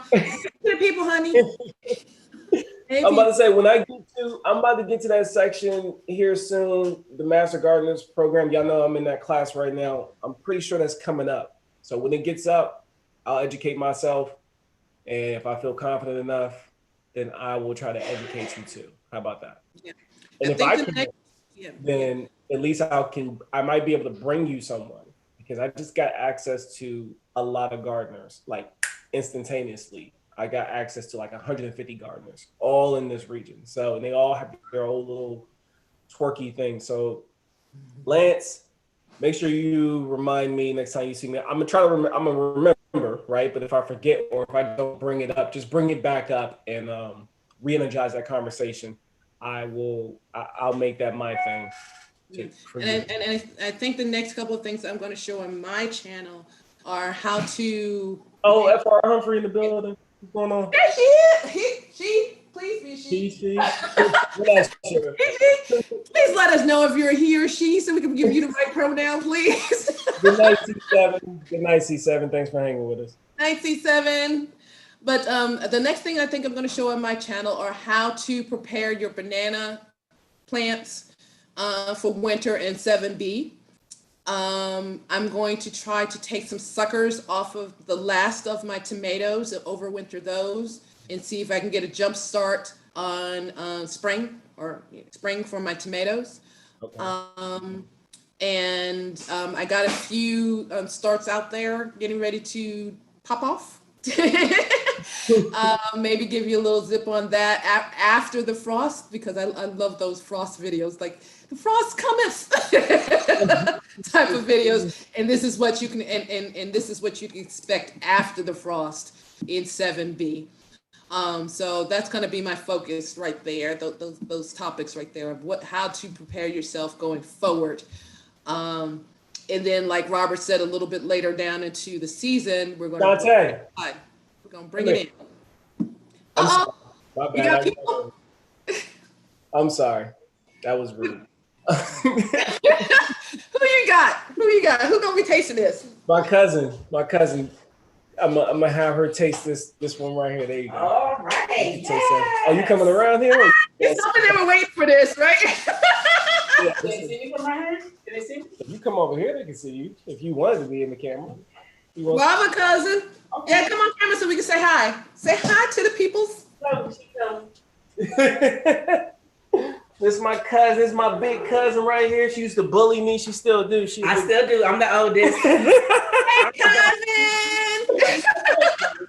It's a delay, so there you go. Hi, people. How you doing? Nice to see you. We're doing good. I'm doing real good. See that you guys are having fun. Well, I can hear also that you guys are having fun, so I'm ready. So cheers. Okay, we want your honest opinion. Now, keep in mind, this is very new. It's a new. Don't worry, I will give my honest opinion. He knows that. Yes, I'm the bossy cousin. Yes. So that's the FR is a she. Her name is Felicia. Yeah, her name is Felicia. I saw that. Hi, Felicia. If you have not guessed, yes, you are in the running, my love. Yay.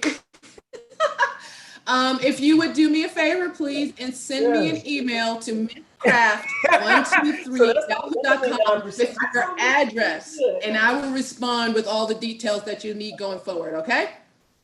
Congrats. Can't wait to taste it. Okay, what you got? Pretty good. This is pretty good, but it should be a little stronger. Stronger?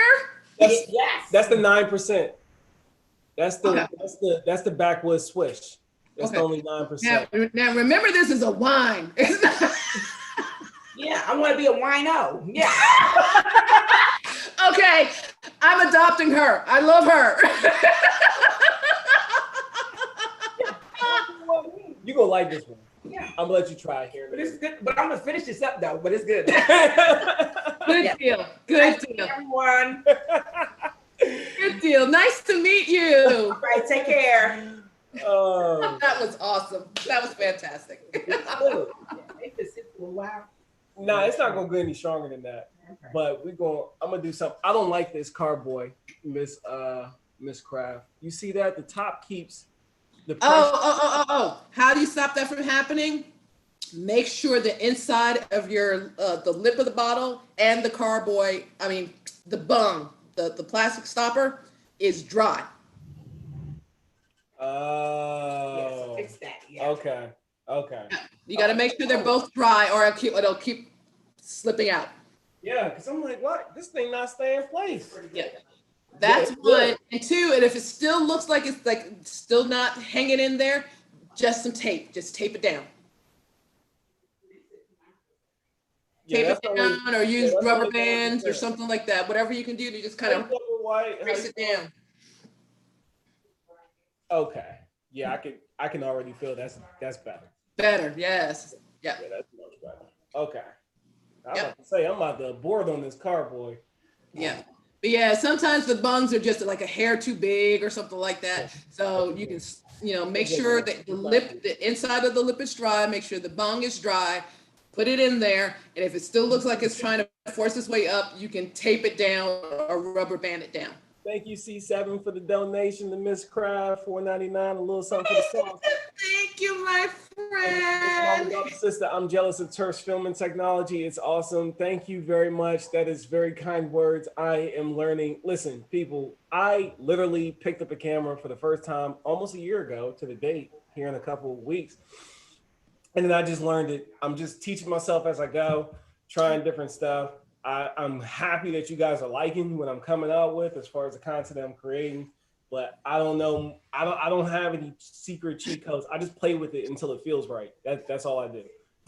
I just play with it until it feels right. That's all you can do. That's all you can do. And it's my only chance to actually put together some type of form of art. Like I played the trumpet for a very long time. I like music, but I can't really hold the tone, and I don't have the rhythmic. I don't have a rhythmic, poetic type verses that I can, sling together. So I use the channel and the content and the music that I pick. I spend a lot of time picking just these songs for the vibe that I want to set. So that is my LP or EP, for example. That's my opportunity to put together some type of art piece. This is your contribution to the his story of manhood. There you go. Boom. Yeah, that's what it is for me, to be honest. Because it's funny, the more like I think about Trying to get philosophical. I think about YouTube and the archive of these videos and things like that, and it brings to mind this one movie that I love. It's the oh shoot, what's the name of it? The Time Machine. Time Machine. Yes, Yeah. they did. Yeah, they did a remake of it. Yeah, he got real sick from that. Yeah, they did a remake of it, and they did a hieroglyphic librarian. Yeah. On one of the scenes. Yeah. And you know, he was able to answer holographic dude. Oh, holographic. Thank you. Holographic. Yeah. And he was able to answer all the questions until, of course, when the world blew up. But I'm thinking about everything that we're doing now digitally. It's going to feed into this guy's database. And I'm just like, he's gonna be there pulling up videos for MsKraft and Rob making wine. That'd be dope. Yeah, exactly. This is what we did in our pastime. Deborah Moody said she thinks she's your neighbor. She's in your neighborhood. She can bring her own mason jar. Who's this now? Deborah Moody. Hi, Deborah Moody. 7B. Yeah. 7B Tennessee. 7B. Yeah, I think so. Thank you so much. 7B Tennessee. Will do, Lance Newsom. What is your email? Her email is mskraft123@yahoo.com. I'm gonna put it in the description of this video though. Yeah. Say that again, Robert. You sound like you can do a commercial for me. Her email is mskraft123@yahoo.com. There you go. Love it. I love it. Yeah, she says she's in 7B. Cool. You're in Tennessee? Tennessee. I was about to say something else, but I know. You can't help it. Can't help it. A young buck. Yeah. Cool. Yeah, so. Well, all right. We done tried to end this a few times, so I think we're gone for real. This time. It's late Saturday. It's late Sunday. Time to get a little food in the stomach to take care of some of this wine tasting. Yeah. This pulled pork that I made yesterday that took like 14 hours to cook. My gosh. I know it's good too. Yeah. So that's why I was taking that. Yeah. Because I put that thing on at 2 yesterday and didn't take it off until 10 this morning. No, that was 18 hours. My goodness. Or that backwood swish got you a little sleepy too, I can tell. Yeah, so all right. Thanks for hanging with us. It was a lovely time, as always. It was a great time. And again, we hope to see you all on November 1st. Mark your calendars, put an alarm on there. And go over and check out MsKraft's channel, because that's where we're going live next. I'm going to share the live on my channel when we do it. So I'll share it. I'll make a community post. I'll give you a heads up. I'll remind you that that's where we're going to be. I might even go live before the live to remind you to go over to her channel before we'll see. I want you guys to make sure you're there. So you got to see who the special guest is going to be. Yes. That's going to be dope. It's going to be a good time. It's going to be very dope. Yeah. Even Robert doesn't know what's going to be going on. So yes. It's going to be a lot of fun. A lot of fun. Oh my goodness. One last thing before we go, just as a reminder, again, please donate to Robert's cause.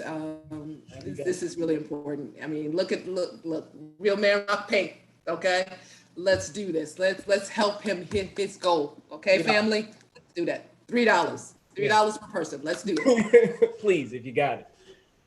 Links in the description of all videos for the month of October. Link will be in the description for this. And support it if you can. If you can't, share it, Okay. And on that note, my friend, guava to you, guava to the family. We love you all. He done lost his guava. There you go. Love you all. Peace and blessings. And I will see you on the flip side. There we go. Love you. All right.